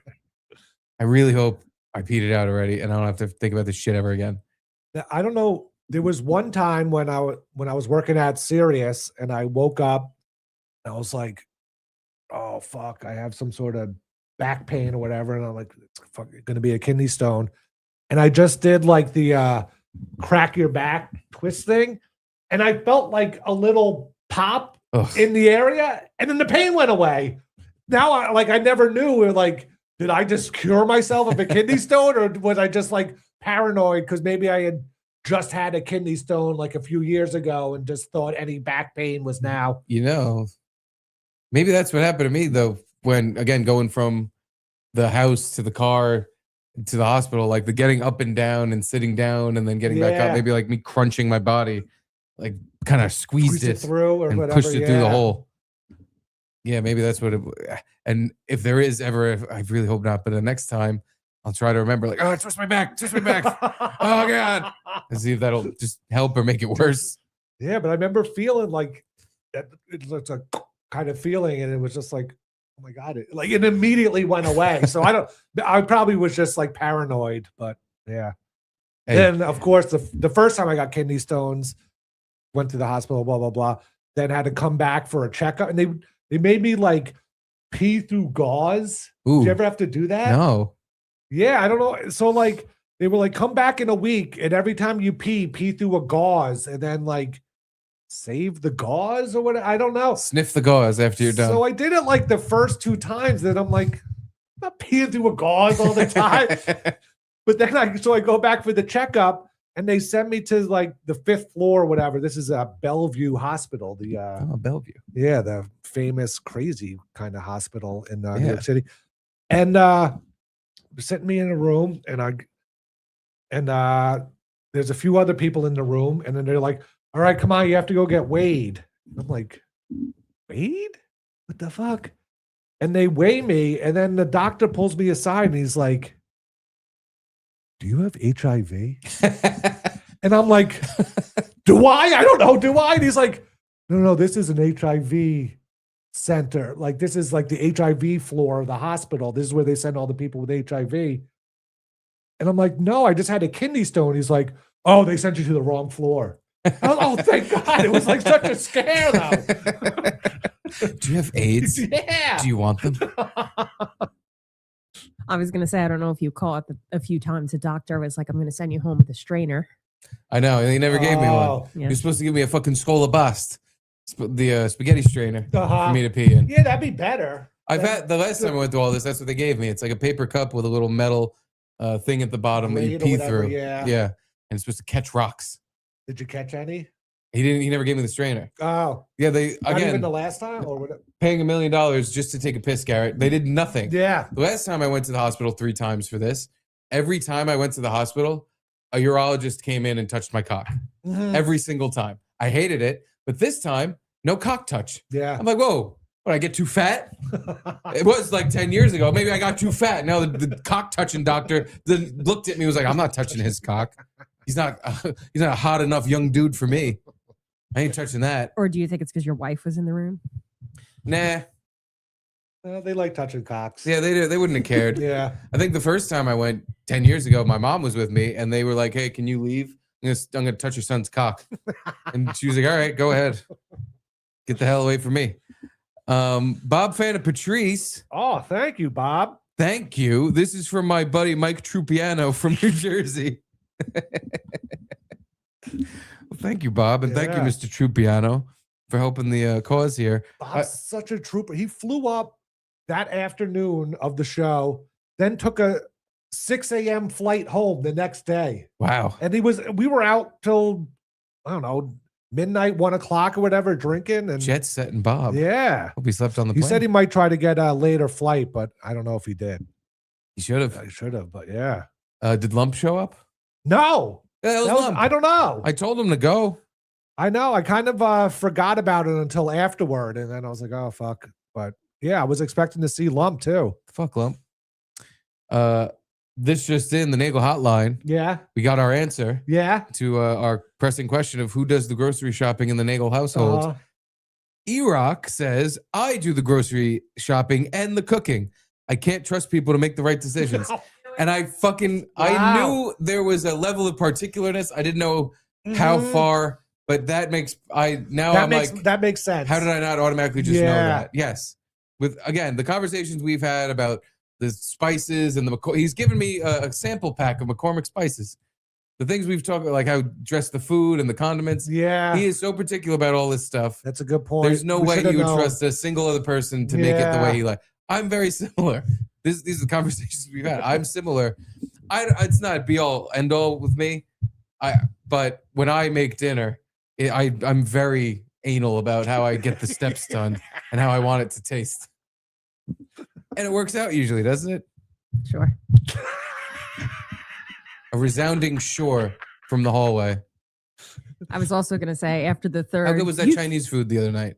It Yeah, that was was good, good. and you kept saying, "This is exactly the way that I wanted it to come out," and that made it taste worse. Oh, that made it taste worse, I guess. I guess next time I think I do a good job, I'll keep it to myself. But I was also, I'll keep my cooking and my piss to myself in this house. I was gonna say after the third, you didn't buy the right thing. I would be like, "Yeah, you're doing the grocery shopping. I'm done with this." Maybe that's how Yeah. it ended up happening. Which is exactly what I said when we were debating who did the grocery shopping in the Nagel household. Yeah. I would be like, "Yeah, I wouldn't even touch that." Yeah. It makes complete sense now, but yeah, I didn't. When you got a picky Pete in your home. Uh-huh. What do you think Erock's like? What's he known for making?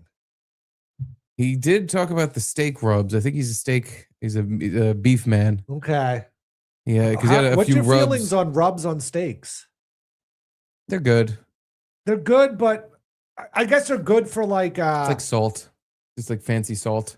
yeah, okay. I was gonna say for like not cheaper, but like not ribeye and filet mignon kind of, but like lower cuts than that. But that could be skirt steak or sirloin or something. Yeah, You could put it on the expensive cut. It just, it seems you don't, like you don't need it. You don't need it. Yeah, But you could. If you wanted to.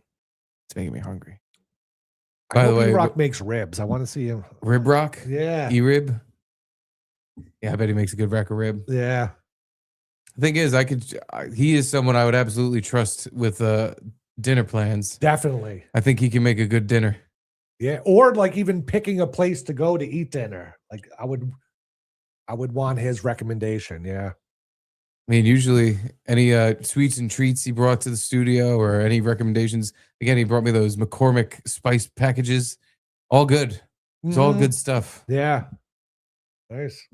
He's I mean, a bit of a sometimes he could just connoisseur. bring like leftover shit he had from the consumer, Yeah. but he would tell you like, I didn't even like this, but yeah, you could try it or something, or like, this was okay. Yeah, I liked everything. me too. I have the taste of a fucking retard. I really, don't take much. But your food has to be particular when you make it. When I make it, oh my God, it's got to be the exact way I prescribe or I will fucking throw a shit fit.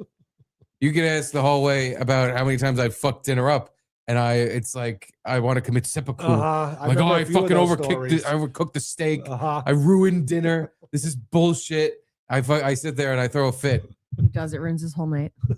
If I overcook something or if it's not made the right way, I get very pissed off. Because I'm One like, I know what I wanted this to look like, and food should be as simple as follow the instructions, do it the right way, but it Yeah. just never fucking is. Or, maybe not never, but Before we sometimes it were doesn't. even together, you got free steaks at Compound somehow. Omaha. Oh yeah, maybe, Omaha or- steaks. And you Yeah. were like, "Oh, I got these steaks. You want to have them?" And I was like, "Yeah, sure." And I was like prepared to cook them. And you're like, "No, I'll cook them. I'll cook them." Like Yep. he didn't trust me to cook them, and he like really undercooked them. And I just was like, I'm just gonna like eat around the sides that are not cooked. And he was like, "Is yours as undercooked as mine is?" And I was like, "A little bit." And he put them back on, and then he took them off. And then I think they were either still undercooked or no, they were overcooked. I think then. Probably, I don't remember. And Just he remember the whole thing was a literally big piece of shit. just punched his steak on the plate, and he's like, "I'm not eating this shit," and like flipped the plate over. And I was just like, "All right, this is like you like brought me free steak, and this is so stressful."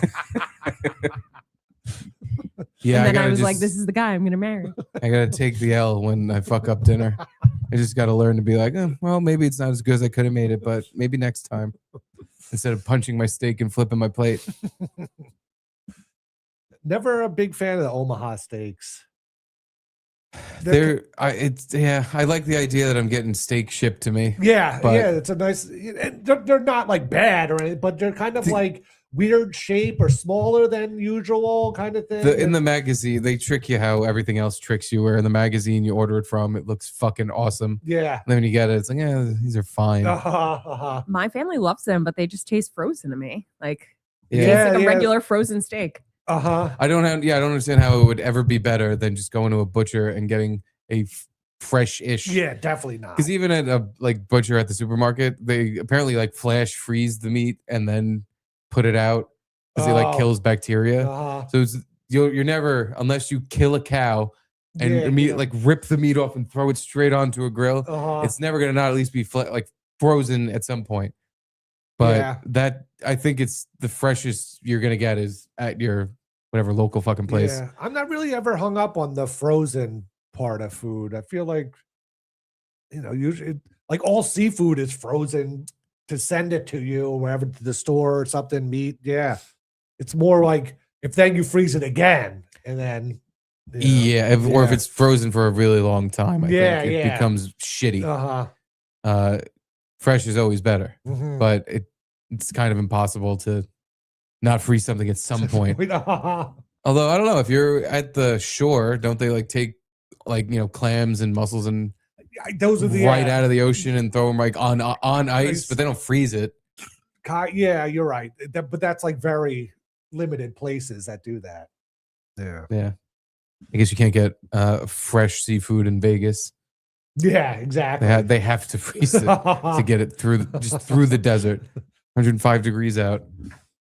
Unless you could fish in Lake Mead. I don't know. Lake Schultz missed our show last week because it was up in Lake Connecticut with Lake Mead doing Lake Kane and Lake Hall. Bob Fanabatri says, one day I'll get you guys to Virginia and make you the best steaks you ever had. Sweet. I mean, I was kind of Don't threaten me close. with I don't know. My steak. my friend lives in Arlington, Virginia, and should be going back there, once a year or something kind of thing. So I don't know if you're close to that, Bob, but let me know. We can meet up. Yeah, you guys can meet up. Virginia's a big place. He could give you steaks, Yeah, I love some Bob steaks. and you could pay him back for all those drinks and steaks you're owing for. You just go in mouth or ass, Bob. Gotta pay back for all those drinks and all those steaks. Just like I did with Fred from Brooklyn. Like you didn't do. You fucking blue-balled Fred from Brooklyn. He brings you up to his room, and after treating you to shrimp the size of your fist and a free day at the casino, Yeah. he smokes you up with all kinds of weed, and you're just like, I'm having such a good time. Thanks, Fred. I'm gonna go back to my room now. And he's sitting there like, the fuck? What am I gonna do with this? You think I brought you here for? Smoke all my weed, eat all my shrimp? Where's my beach? Anywho, that was we just get to the news because that was my day. Okay. And just to let you know, when I finally came home from the hospital, I went straight to the bathroom, took a piss, and went, how you like that, toilet? See, I can do it. I can pee. And then you went to bed. And I went to bed. I fucking passed out. It must have been some hell of an adrenaline dump. I guess because And I then a urine pictured dump. they gave you like morphine or something to get over the pain. I was like, oh, he's just going to be fucked up. If I had gotten there 5-10 minutes sooner when I was in excruciting pain, They might I would have demanded it, and they Uh-huh. probably would have given it to me because I would have been pounding the counter.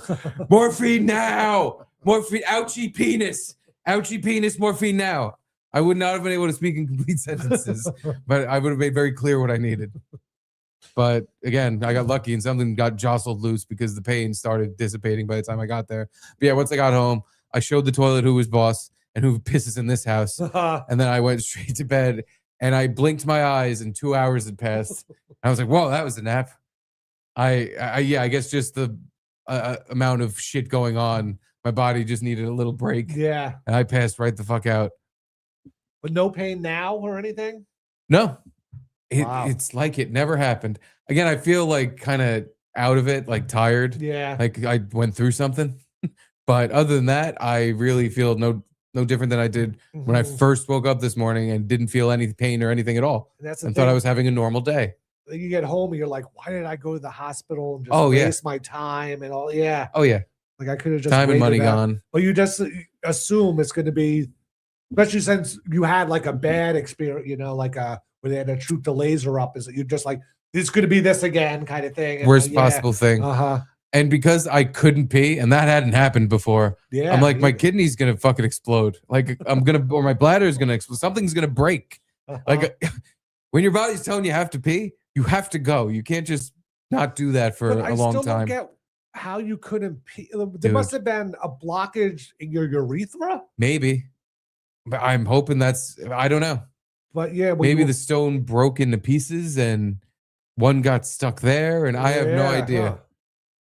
And it was weird because this morning I'm sitting on the couch with Charlie Boy, and all of a sudden I just felt a sharp pain. It was like a lightning strike. It was just like shoom, but it went away as soon as it came. And I was like, oh, that was weird. And I was like, oh, I have to go to the bathroom.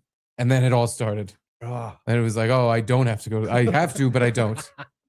It was fucking awful. But yeah, I couldn't wait. I burst through that front door, went straight to the bathroom. Was like, oh yeah, toilet? Laugh at me, will you? I'll show you who pees. I peed right in it. And yeah, basically all day, luckily the TV in the bedroom thing, it worked. And we watched The Office for a couple hours. Oh. That was it. That was my day. I took 100 peas and watched The Office. The Good Office or like The Good Office. okay, good. Yeah. Yeah. No, it would not. That wouldn't have stayed on the TV. After Steve Carell left, or When The Office dies and they just keep the corpse on the air for 3-4 years. Uh-huh. Yeah, no, that was not allowed to be on my TV. I have absolute disdain for that show. It's just not funny at all. After No. Steve Carell leaves, they suck the funny out of the show. And they even, for a couple episodes, replaced him with Will Ferrell and Idris Elba. Yeah. And James Spader. Sucks. Yep. Terrible. I put it on and Steve had this really sour face while he was watching it. And I was like, what are you doing? And I realized that it hurt him to laugh.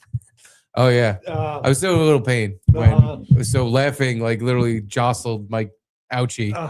And I was just like, no, it's funny. Hurts though. Anywho, what is in the Garrett news for today? And I hope it has something to do with Michael Jordan. Yes. Okay. Yeah. I have that in there. Yeah. That was one I was going to go to. The fuck Yeah, was he so- doing? Michael Jordan won the Daytona 500. His driver, because he he's owns I guess he owns a NASCAR. Yeah. And his driver won the Daytona 500, which is the first race of the NASCAR season. I want to say the most prestigious one too. Like that's the one everyone Pronounced prestigious one too. Yeah. And during his celebration, he acted kind of weird. Yeah, I wish this happened before Sunday, so you could ask Michael Jordan aficionado extraordinaire, yes. Bill Schultz, What he thinks about this. Yeah. about number 23. This is Bo Reddick, Tyler Reddick, the NASCAR driver's son, and Michael Jordan is in the white baseball cap behind him. Mm-hmm. And he is scratching his butt. He's scratching his legs and laughing. And everyone around the globe who has seen the video has gone, what the fuck is that? What the fuck's he doing? What is that about? Why is he doing that?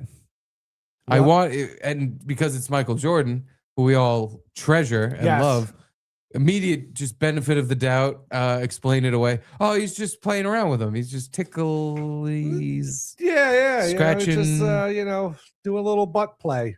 But just a little heavy petting. What the fuck's he doing? What is that? What is he doing? He's scratching his leg? So the explanation came out. Okay. They had dumped ice over the kid's head, and he had ice like stuck in the back of his shirt and in his shorts. Oh. So Michael was trying to get the ice out. Yeah, he's trying to get the ice out, all right. Yeah. I don't know how that correlates to him scratching his legs too. Yeah, the leg scratch is where that falls apart.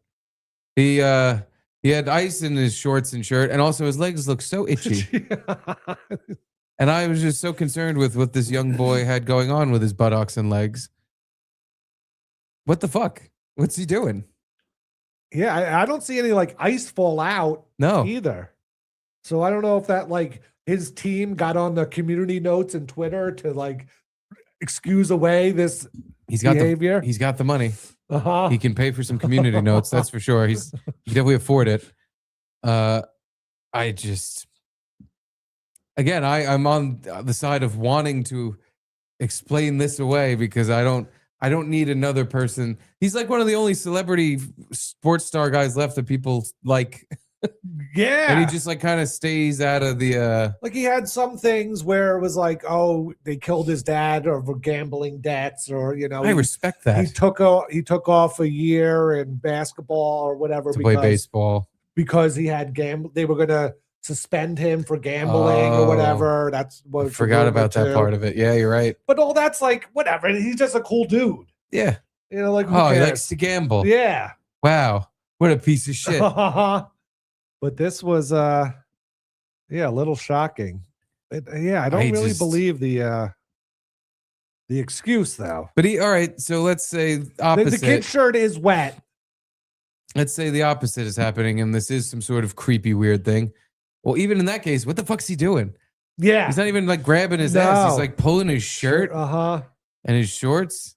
And the leg scratch is just, what the fuck is that? Odd. Yeah, I have no idea.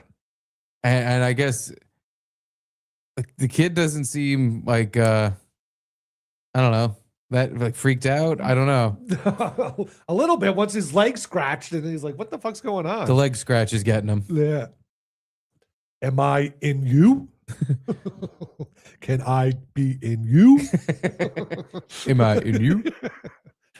6 championships, kid. Just remember, I won 6 championships. Don't worry about this. Just doing a little butt scratching. Just a little butt scratch. I was on the Chicago Bulls for a long time. I won a lot of championships. Come on, boy. Let me scratch your legs. This motherfucker looks like he looks like he's still like playing. Yeah. He looks the same as he did when he was playing. It's insane. He looks a little older. I guess. He's getting, but yeah. And he cried, that whole crying meme thing. His yellow jaundiced eyes. Yeah. I don't know. I guess it's what they say. Because also, if he was going to do some weird... Why do it when you're on camera in the group of 50 people? In the middle people? of this like celebration thing, like no one's going to see you. It's where everybody would see you. So I guess it is just there's ice on him and he's trying to get the ice off. He should have just picked a way less creepy way to get the ice off that young boy's buttocks and legs. Now, or maybe leave the ice there. Yeah. If the kid wants the ice off his ass and legs, he'll get it off. He should have minded his fucking business, because if there was ice down Charlie's ass, I wouldn't want a fucking stranger to take it out. No, regardless. Just leave it.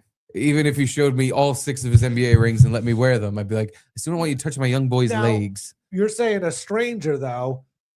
It's his driver's son. Maybe he's... Garrett, if there was ice down Charlie's ass and you took it out, I'd be like, get the fuck out of my house, Garrett. And don't come back. I have to say, if I saw you doing this to Charlie, I'd have a fucking problem. You're like, what the fuck are you doing? Why are you grabbing his ass? He's grabbing his ass. All right, now that if we're pretending it's my kid, he's grabbing his ass. What the fuck is he doing that for? It's weird. I think it's only weird in this Jeffrey Epstein world we're living in now, where we just have we have to assume everyone is a pedophile and wants to get sexually aroused by touching a kid. It's those damn kids' fault.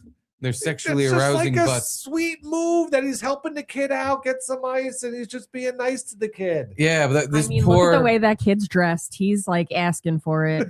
There's that too.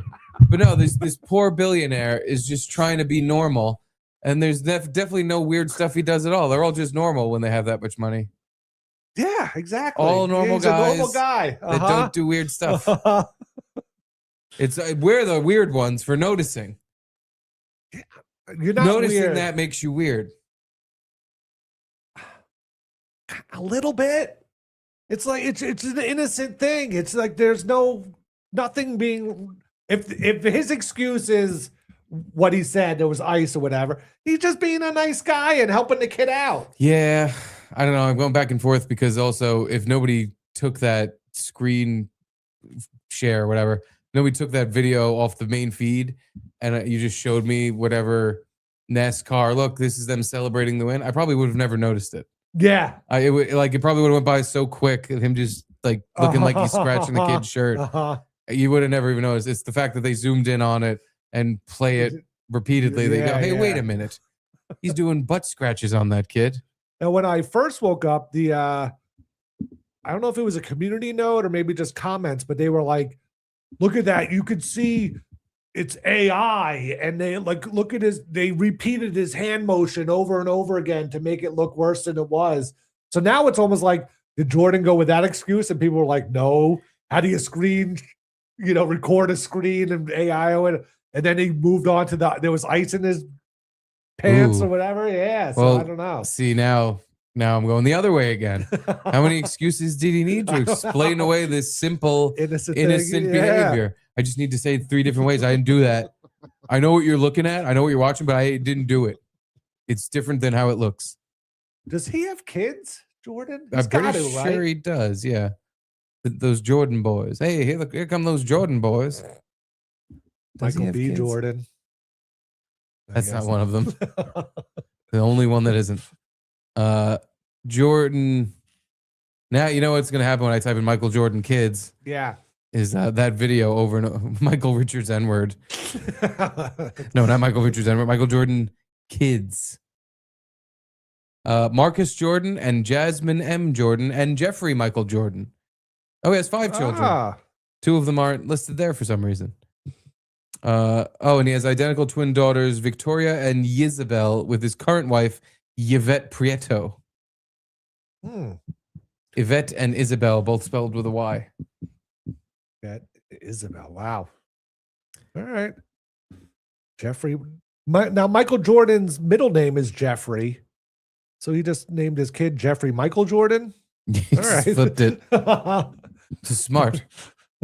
Smart but flip. Yeah, every other search is him. Yeah, now if you just type Michael Jordan in on Google now, every single response you get other than the AI overview is him, Michael Jordan, under fire for allegedly inappropriately touching a young boy. I don't know, Garrett. It's a little weird. But if he did that in 1950, would people think it was a little weird, or would it just be like, no, he's just grabbing ass with a young boy. It's a guy helping out a kid that he knows. Yeah, he's just helping him out. Yeah, he's gonna help him pay for his tuition. He's gonna pay for his school books with his ass. That's how he's paying for it. It's the 50s. No, I think if it wasn't Michael Jordan, again, nobody would have ever noticed. It wouldn't have been a thing at all. Mm-hmm. It's just sucks for him. It sucks for him that he's it looks under pretty weird. Yeah. And now, if he does have any weirdness going on with him, any Diddy or Jeffrey Epstein stuff, then they'll go back to that. Oh boy. Yeah. Well, this is gonna be the excuse to peek into the Jordan files. Yeah, I don't know. I don't know. Bob Fan-Patrice knows. He says later MJ got the ice off the boy's bag. Yeah, he was just like, oh, there's ice on here. He tug your bag. Your tight clamshell. Oh, what the fuck? Now I know why you're defending Michael Jordan's ass grabbing of a child. Yeah. Again, I don't want to ever see you take an ice off my boy. You ever use the Michael Jordan technique of ice removal, we're gonna have a beef. I'm gonna make it so you can't piss. Whenever I see Charlie, you're gonna throw ice at him now. He's got ice on him. I guess I'm gonna have to get it off. Scratch those little leggies. What? I mean, the kid was too old for like play that. Like playful, oh, you little leggies. That kid was like 6. Yeah, that's still. No, it's not still. Okay.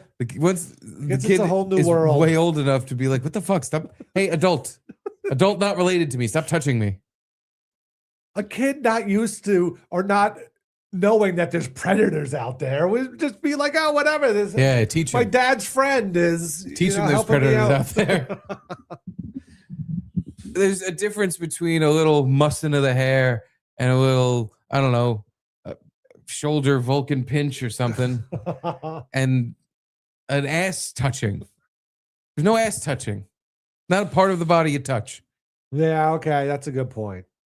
Even the legs a little like, all right, That's bare the leg. thing, like in this climate, why even risk it? Kind of thing. Even if it's completely innocent or whatever, why even attempt it? Yeah. Because you just can't, you're so can't horned up help it. for the little boys that you can't even help it. That's what we may have seen there. I don't know. That boy was way old enough for him to be like, you have ice in your ass. Get it out. Also, yeah, he could have just said, That kid wasn't like 4. you have ice on your butt. Hey, let me get that for you. Got some on your leggy too. Yeah, it seems, kind of just fun. Yeah, he's just flirting with him. No, not He's just flirting. he's just being a flirt. Now you guys, see, that's the thing. You guys are making it Now weird. it's weird because Yeah. we're like projecting onto it all this overly sexual stuff. Maybe he was just scratching ice off his ass. Maybe he was just scratching ice off the child's ass. And next time he'll know to just say, like, you have ice on your butt, kid. Yeah. Hey, I'm kid. sure he'll never do it again. Why would you? On camera. I would never, I would tell people, because Michael Jordan level of money and power or whatever, just tell people no kids are allowed around me if there's a camera. Because I could be sitting on the other side of the room now and people go, look, he's looking at him. Michael Jordan's looking at the kid. He's looking right at him. He wants to do stuff to him. Yeah, now he should just stay away. Yeah. I think it would be way worse if he like made any sort of announcement to be like, no more children around me. No more kids around me. I can't help myself. No more children and ice in here. One or the other. You cannot have both. You don't want to know what happened last time. My other big story was in a big Redwood, California, or something like that. Some school, they had class picture day, but not like individual pictures. Like the whole class gets together and does a picture, and they had T-shirts that read out, I want to say, "Stay legit, class of 2026." And they took the picture and everyone spelt out the words and everything.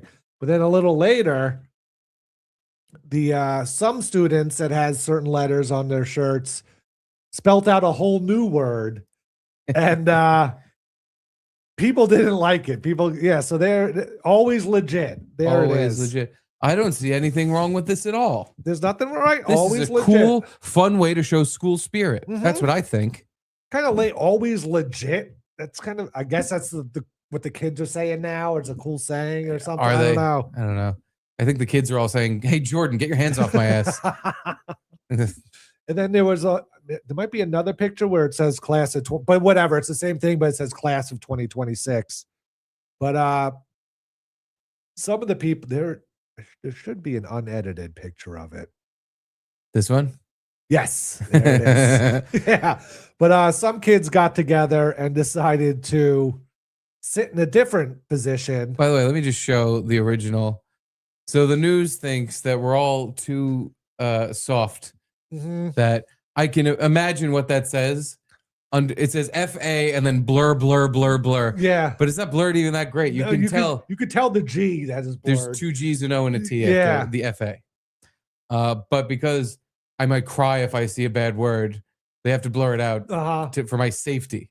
I might try to go to the bathroom and nothing will come out if I see a bad word. Especially online, because I never see any bad words online. No, so, it's traumatic. It would be traumatic.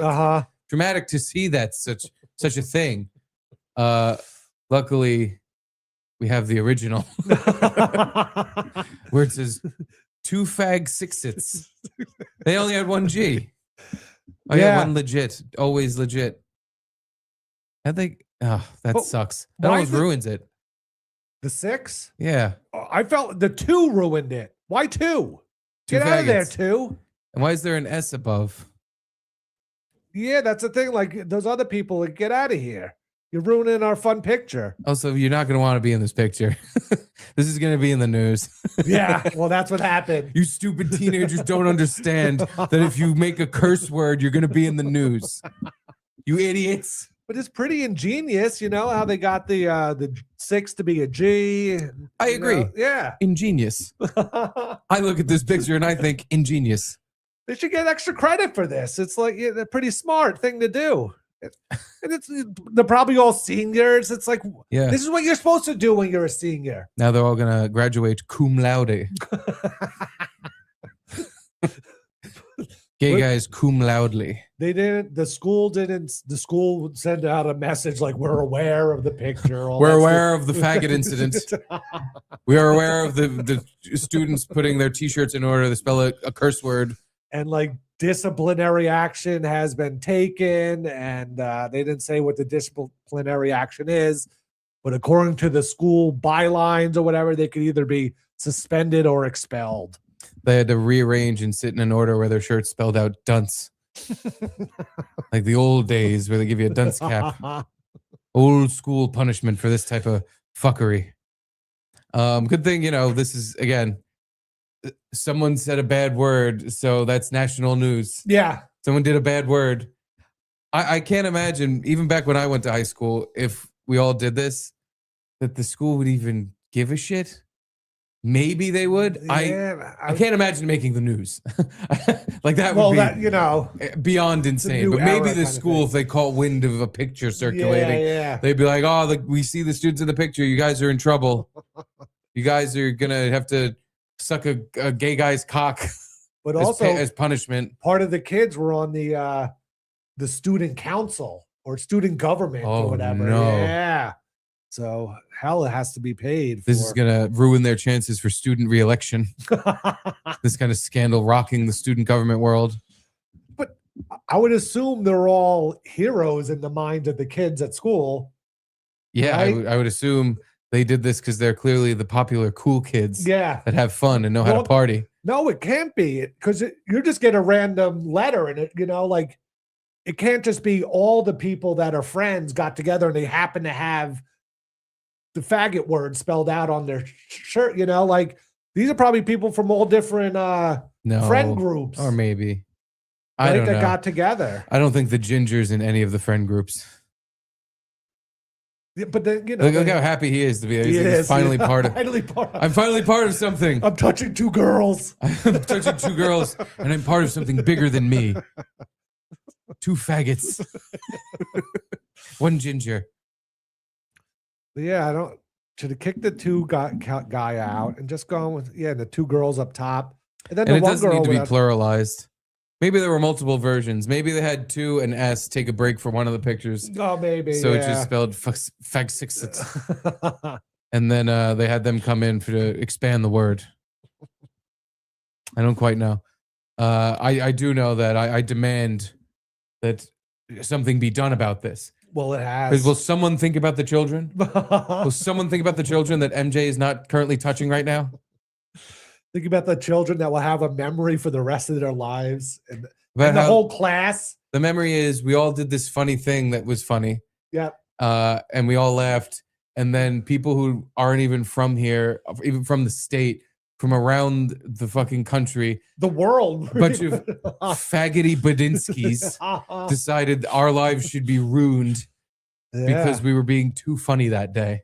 And that's the thing now with like the doxing era age or what if these kids' names get out, then they apply to a college and it's like, oh, you were in the faggot picture, and it's like, You should put it on your resume. As far as I'm concerned, I was pretty hilarious in high school. As you can tell by this photo, I am the G. And yeah, I think you should let me work here. I bring a team spirit and fun groupthink to the table. We're always legit. Always legit. Ugh. They made it funny. Let me just see. Redwood High School. We've recently been made aware of an image. This is unacceptable behavior, and this matter is being thoroughly investigated, and appropriate action will be taken. Gutierrez told the Chronicle this incident has shaken the school community, especially since some of those involved were student government leaders. Like you said, by Friday, the school district announced it took appropriate disciplinary action against the students who spelled out the slur. And the district did not elaborate on the exact punishment, but the group of 10 could be suspended or expelled according to the school board policies. Wait, now the group of 10, there were 2 that were just up top doing nothing. Shouldn't have posed for that picture. Yeah, maybe they didn't realize how the kids. They can't see they can't see what's being. They have plausible deniability that maybe they were already sitting there, and this group of miscreants sat in front of them. Are like, "You want to be in our picture?" And they're like, "Yeah, of course. I'm an S."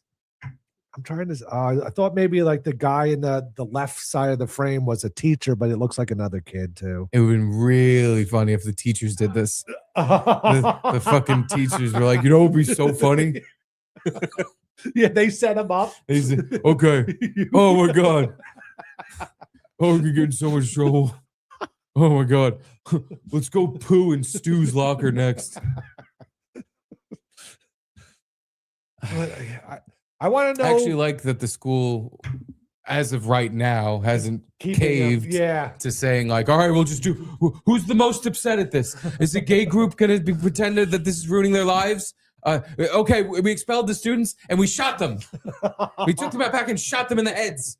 Is that okay? Is everything better now?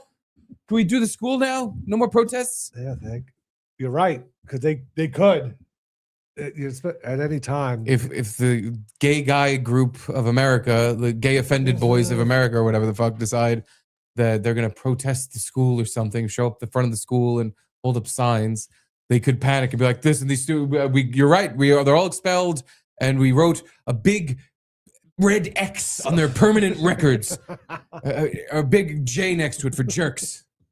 So it's all been taken care of. Problem solved.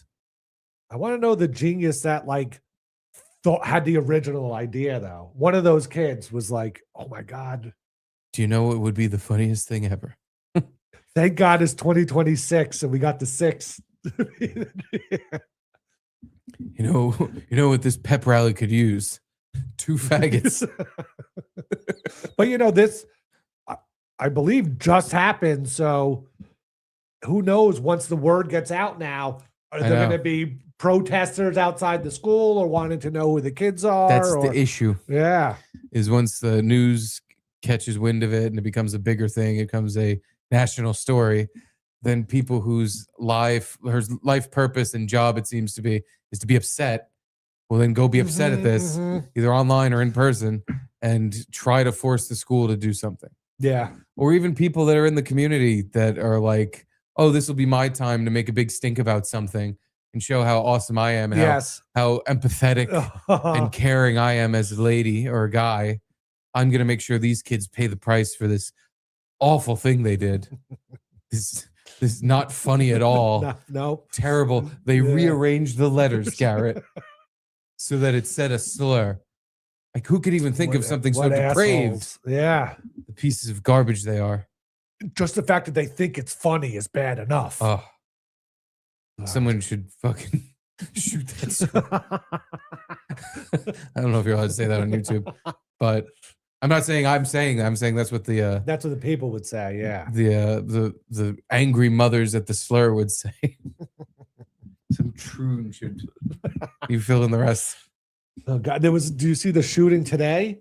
Another wait, today or the one from days ago in Canada? No, not the one from days ago. Today, I believe, in Rhode Island. Oh, great. At a No. hockey game. What? A youth hockey Is game. nothing sacred? Apparently, they like a husband and wife got in a fight, and he pulled out a gun, shot her, shot like 2 other people, and then shot himself. Oh, And just kept shooting. And like, it was in the middle what, of the game. he got a 5-minute major? Yeah, they sent him to the penalty box. They sent his limp, bloody body to the penalty box.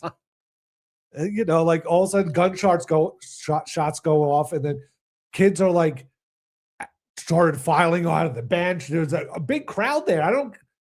It seemed like it was like a youth hockey league, but it was like a 3,000 seat stadium, and it looked like every seat was filled. I don't know what kind of event was going on, but yeah, everyone just started running, and I think him and his wife died, and I think it said like he shot 2 other family members. Shot the clerk? He shot the clerk. Keanu did that. Did she do that joke to us before too? About Charlie Kirk? Or I shot the Kirk. I shot the Kirk. She did that. I shot the last Kirk. night. That was a good one. That's pretty funny. But yeah, at some hockey game in Rhode Island, they All right, it's not that is less shocking, confusing, and scary than the guy in Canada who shot 35 people. Is that how many it was? I think I kind of just killed avoided that a lot of them. that story. But I think he got and it was because he lost his mind. Of course, yeah. I just and saw that. the whole reason he was so upset all the time and so out of whack and out of balance is because he was a guy who was supposed to be a girl. And you know how that do. Yeah. You know how Makes that you be upset. doing. That means go shoot people in a school. I just saw the clip of like the Canada police or whatever it was calling him a gun person. Because they didn't want to It was one of misgender him. the more crazy things. Again, everything is the things we pay attention to and care about have gone off the deep end. Nothing makes sense anymore. Mhm. And it's on purpose. Things are supposed to not make sense to make it easier to control. But he said, and I think, didn't he like almost stutter over it, or am I imagining that? But he was like, the gun person, he didn't want to say gunman. Yeah. The gun person involved has been identified, and they have boobs and a penis. They have hairy legs and wear a dress. They have size 12 shoes, but they're high heels. If you know what I'm saying. It's a gun person. And I feel like most of those people are just like a guy that wears like a transvestite, just a guy that dresses up in girls' clothes. There's that you want to videos pretend. of this person rocking back and forth and Oh, being God. nuts. Oh, okay. Their problem wasn't that they were born with a PP, but they needed a wee wee. That wasn't it. That They was were just- something you can do Yeah. to point your mental illness at to make you even more. But no, this person was gone for a long time. Mhm. Had nothing to do with that. Did he kill that himself just- at least? I think so. Okay, good. They should stay alive and have to do things, but they should have to stand over a toilet not being able to pee. Honestly, That would be hell, they should right? Yeah. clamp their fucking cock shut and then just give them a shit ton of water and be like, "No, stand over the toilet. You're gonna want to pee, I promise, but you ain't gonna." That seems like a perfect torture device, It was definitely a good torture device. right? Like It was really awful. I went to the hospital. It was so bad. that has to be used in some sort of CIA Probably whatever thing, right? Yeah. They've probably done a little Here, bit of drink everything. some water, and then we're just gonna clamp your penis shut.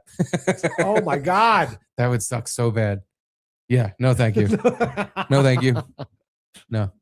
But yeah, I didn't even read deep into this because it is depressing and it's like you don't even want to read it. But when I did read, this person was on SSRIs their entire life, and then they a few years ago started the hormone treatments and started taking female hormones. So they were very balanced and very calm and balanced, collected, contributing member of society who then in Canada somehow got a gun. Well, you get guns in Canada. It's supposed to be hard. No, you could have guns in Canada. No, but I thought it was like long rifles or you get kind of long, and it's like heavily monitored regulated, or something regulated. Yeah, it's not easy. I don't know. I've never lived in Canada, but from what I've heard, I thought it was not as easy as in America, at the very least. Yeah. Well, they don't have a constitution like ours. Hell no. Fuck yeah. No, they got maple syrup and fucking hockey. Troons with good aim, I guess. I don't know. The fact that this fucker was able to hit so many people was crazy to me. What was there a reason given or anything? Oh yeah. Gives a shit. Who knows or gives a shit? No, I promise you, it wasn't a good reason. Yeah, it was something retarded and mentally ill. But that's who cares. The only thing that matters is that they're gone.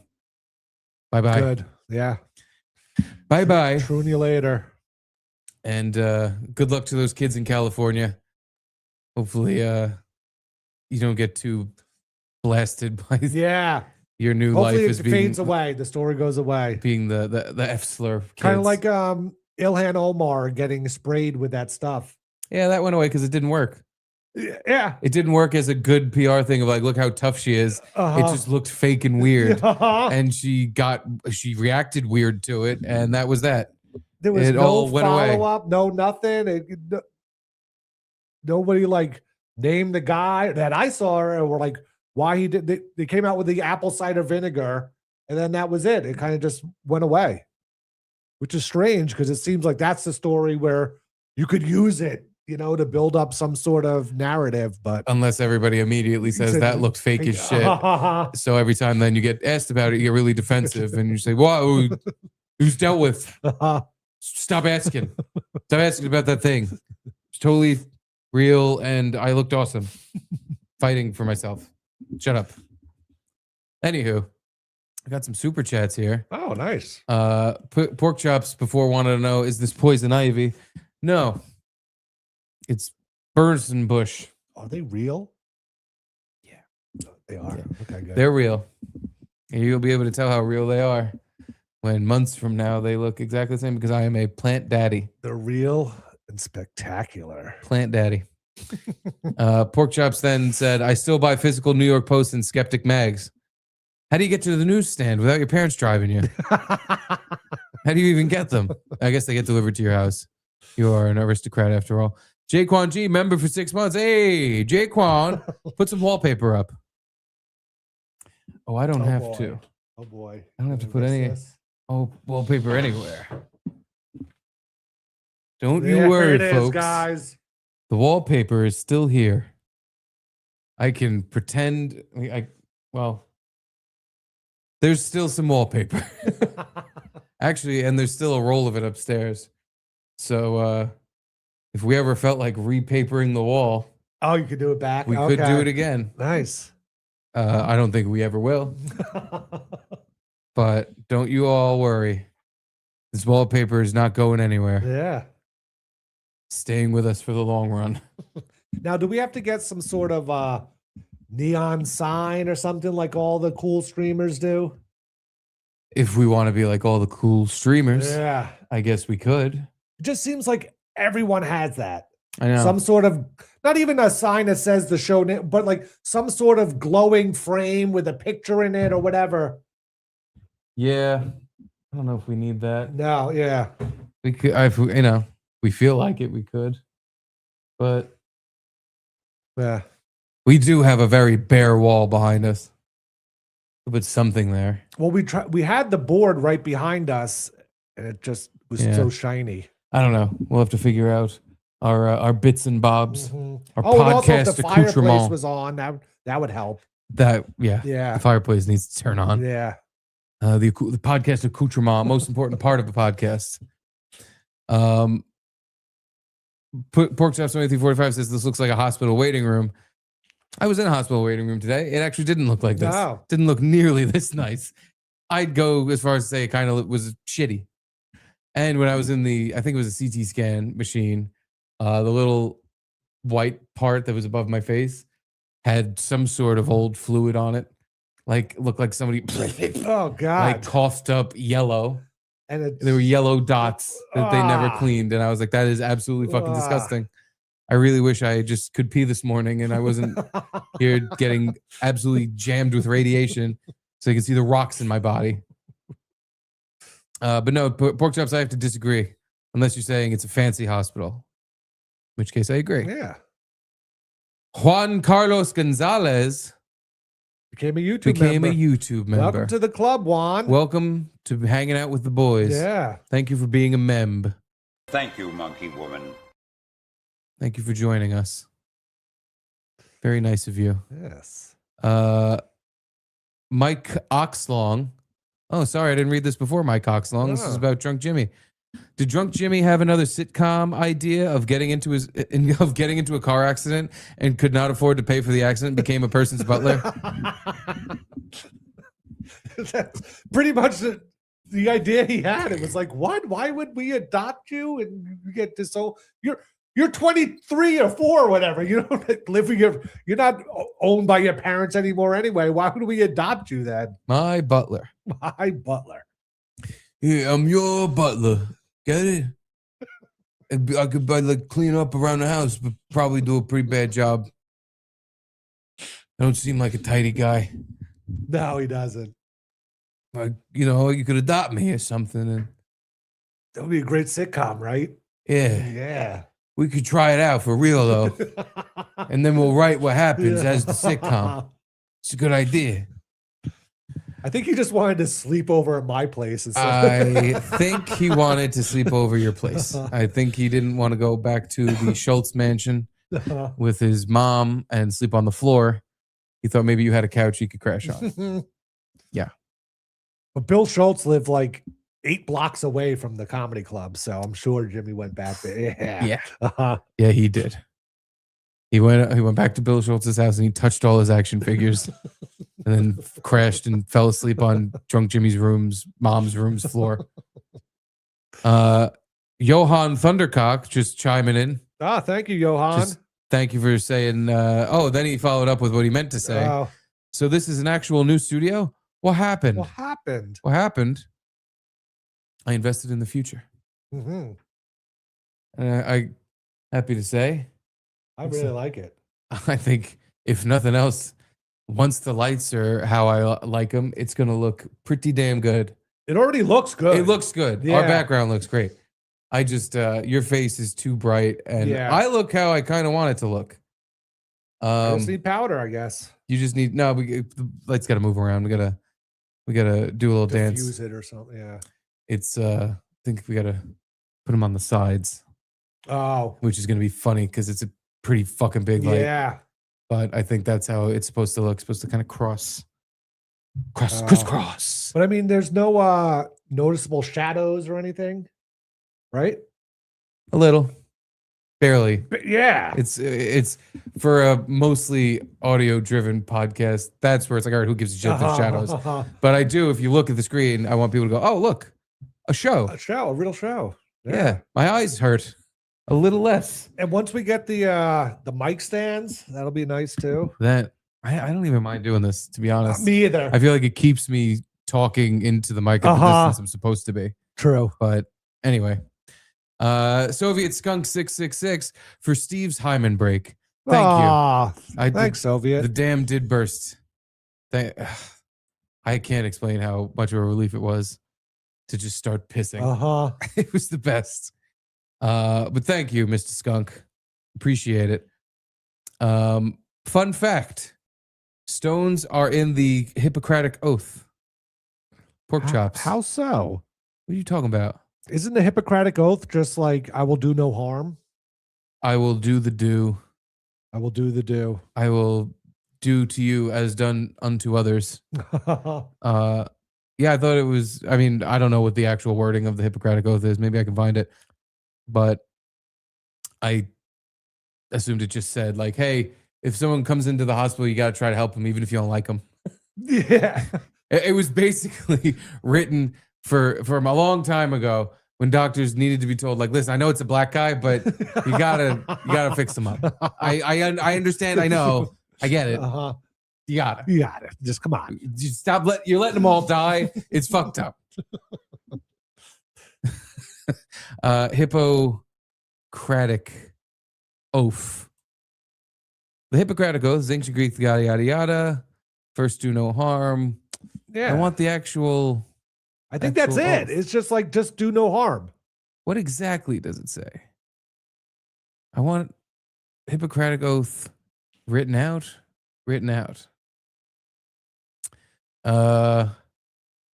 Like, okay, modern version. I swear by Apollo. Oh, the classic version. Apollo. See, actually, this is even older than I thought. This is from like the hundreds. Do like doctors have to sign this thing when they become a doctor? They have to swear in. To swear in, put their hand on the medical journal and put their hand up and swear. I swear by Apollo physician and Asclepius and Hygeia and Panacea and all the gods and goddesses, making them my witnesses that I will fulfill according to my ability and judgment this oath and this covenant. To hold him who has taught me this art as equal to my parents and to live my life in partnership with him. What? This What is this? gay marriage oath? And if he is in need of money, to give him the share of mine and to regard his offspring. Where's the stones? Yeah. I don't see anything here. I'm skimming. I don't see a single thing about stones. Maybe it's in the modern version. I swear to fulfill to the best of my ability and judgment this covenant. Wow, they skip all those parts about the Greek The gods and gods, goddesses. yeah. I wonder why. I prevent disease whenever I can. I will yada yada. It's just, yeah, I'll just do everything I can. The Lucy version. Make sure that people who come for medical treatment don't get killed by me. If I do not violate this oath, may I enjoy life and art, respected while I live and remembered with affection thereafter. May I always act so as to preserve the finest traditions of my calling, and may I long experience the joy of healing those who seek my help. It does sound like something they have to raise their hand and say before they become a doctor. I don't even think I'm kidding. I think you do have to do that. And if Steve comes in with kidney stones and can't pee, just show him where the bathroom is and tell him to push. Actually, I didn't get any advice on how to pee from the doctor. I was like, should I push hard or should I just let it happen? And he didn't. I forgot to actually ask. I was No. thinking that question. No. I was more just, what I said to him was, yeah, okay. Yeah, okay, yeah. But anyway, Fitzy McFitzy, Cartwright. Cartwright? What's that from? Seinfeld. Oh, is that At the Chinese restaurant? Yeah. Cartwright? Paul? I said Cartwright. It's Costanza. Pork chops. Growing up, I got tired of steaks. Wow, he really did Oh live my God. this fucking bougie lifestyle. Just couldn't get to the mall. I got tired of fighting with frickin' gristle. The BK rodeo burger was easy to eat, but BK was at the mall.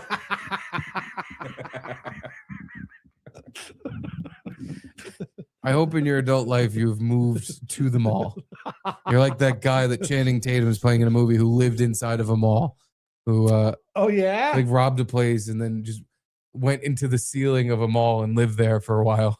And then would come down during the day, like when At night, well, yeah, when everything was shut, he would come down and like eat and stuff, I guess. Was it based because it was that true story of kids that did that in a mall?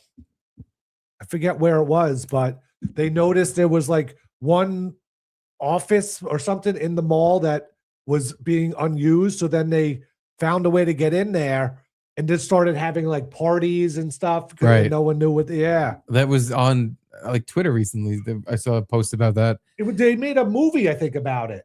I don't know Or if a it's the documentary. same guy because this, at least the movie, maybe the movie's just a completely different story based on that.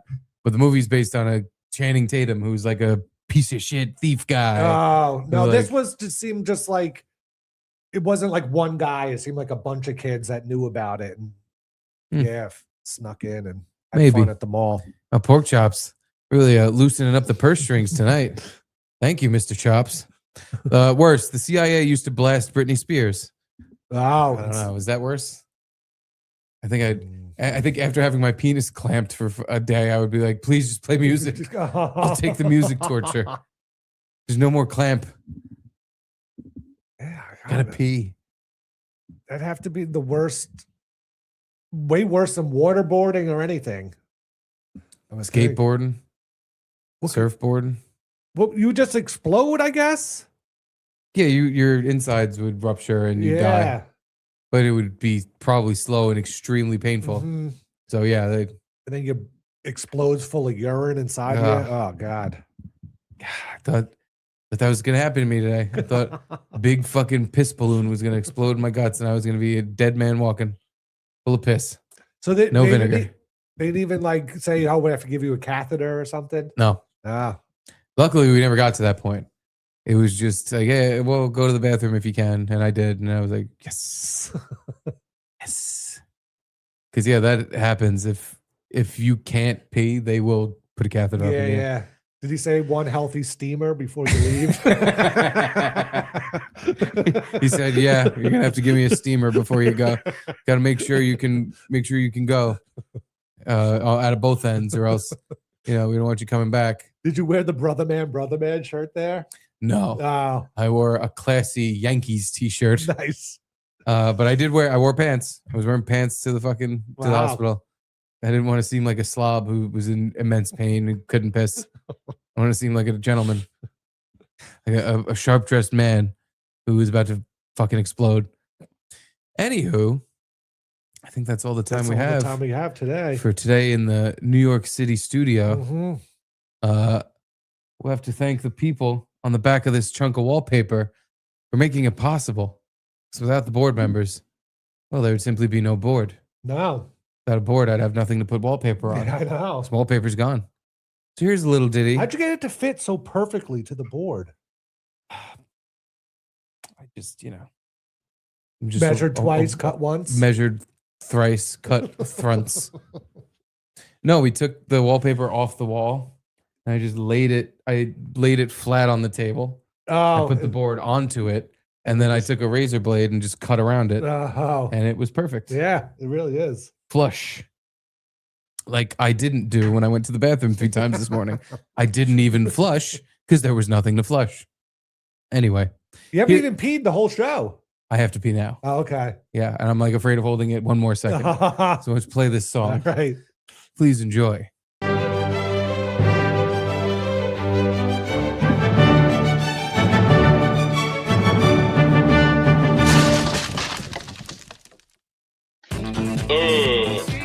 Time to get y'all asses up. Move on over to the dance floor. It's the Garrett and Steve Club commemorative plaque song. And this is Bored to Be Alive. Nick Giordano is Errol Hack, Ben the Gardener, Dominic Riccitelli, Bob Banner, Bud Treese, Deadpool, Lindsay Sabadouche, Marshall Beaupre, The Moose Pete, Charlie, Chicago, Dawn, Josh Words, Win at all costs. Mitchell, Chris Bird, Jimmy Z, Garnock and Gecko Dundee.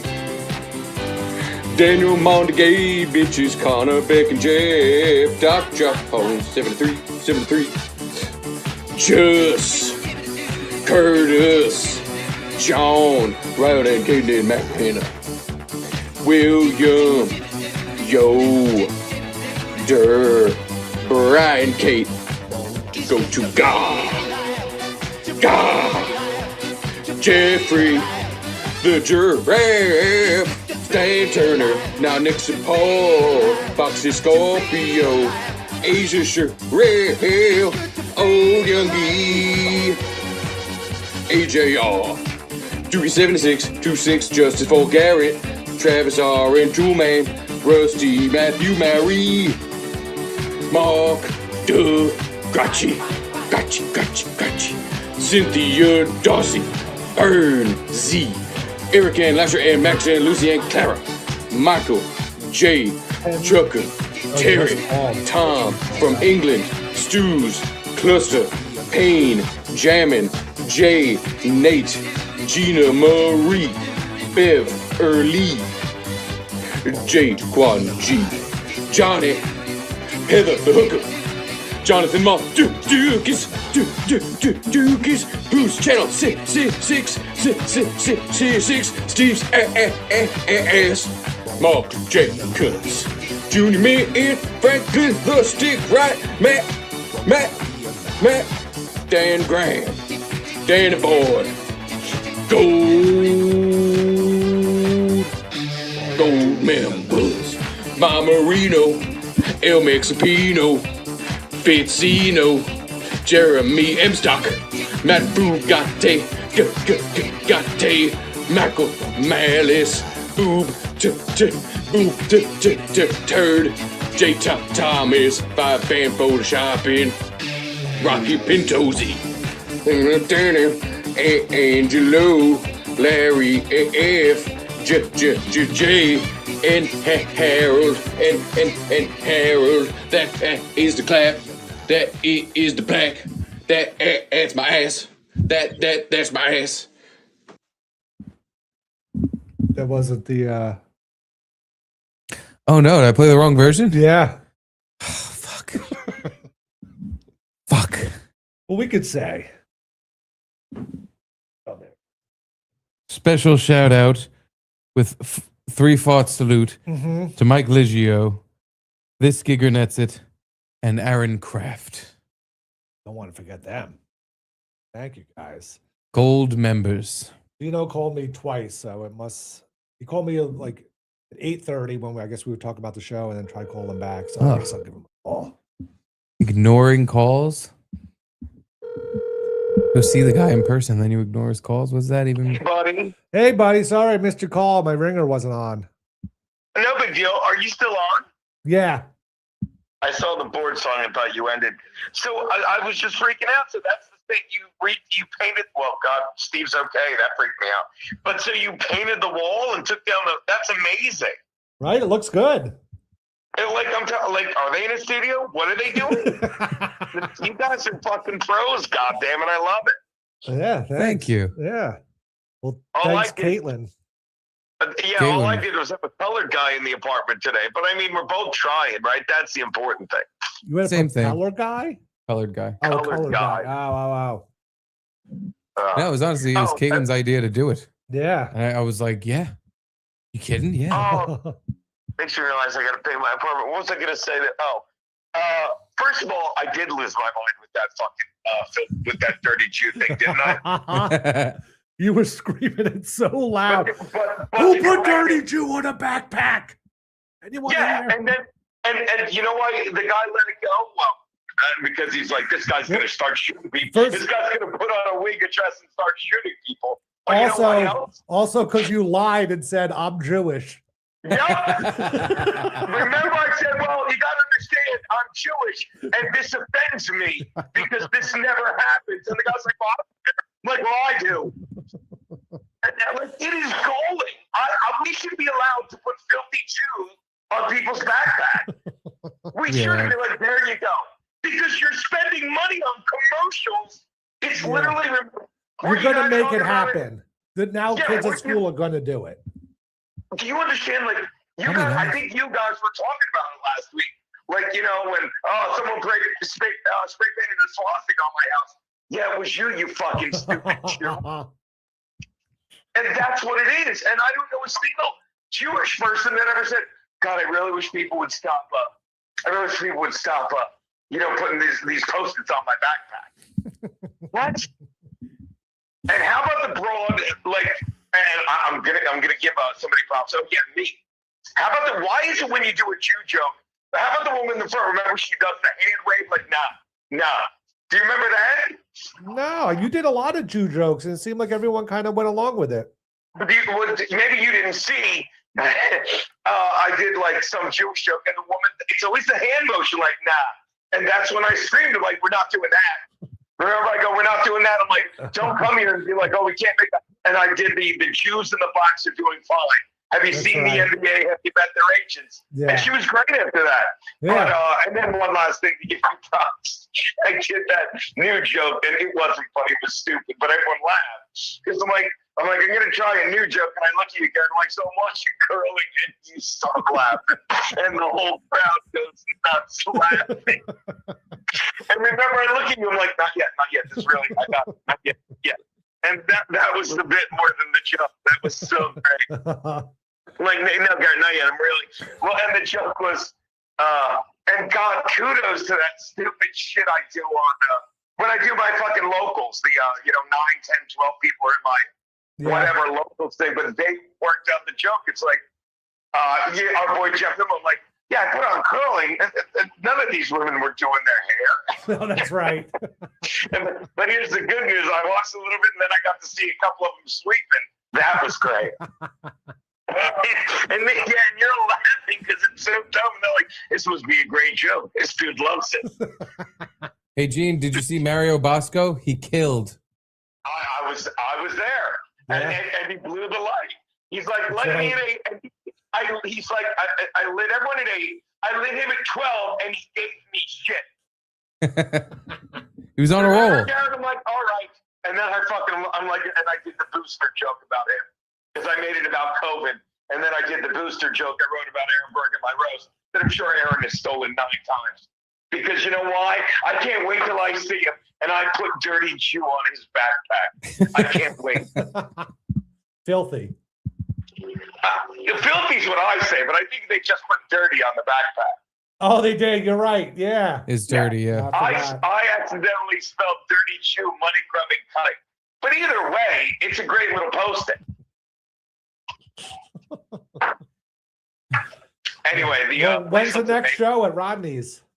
29th of March, last Sunday of every month moving forward. Going to be great. Nice. I thought that was a great turnout for what it was.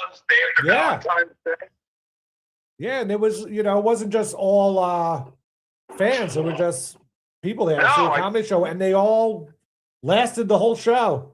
They were all there, yeah. That's because I hosted it, and I am great at that. It's a good point. And it really is. Like, how great was it when I talked about it on our show today, when Keanu's like, some woman said Gino was annoying. Yeah. Remember? And she did that great bit. And then I get on stage, and she's like, she didn't go, I didn't say that. She goes, you want to know what I really said? Uh-huh. And I'm giving us all credit. Like, that's how good the room was. She didn't say, I didn't say that. She was part of it. She teased it out. She goes, want to know what I really said? And I said, remember? And I was like, yeah. She's like, I said, she goes, what did she go? You Doesn't he annoy people? No, you make people. Getting up on she said, I make people uncomfortable. You make people uncomfortable, yeah. And I said, good. That's the whole point. Anyway, place looks great. You guys are great. I'm glad so you're good, Steve? Yeah, I'm alive. Hopefully that's that with that. I don't want to do any of that ever again. Yeah, me neither. All right, you're all caught up here. I think that's it. Yeah, I wanted to say how funny it was when you laughed and everyone lost their mind. That was my thing. And man, I look at you. Not yet. I'll tell you when. It was so dumb.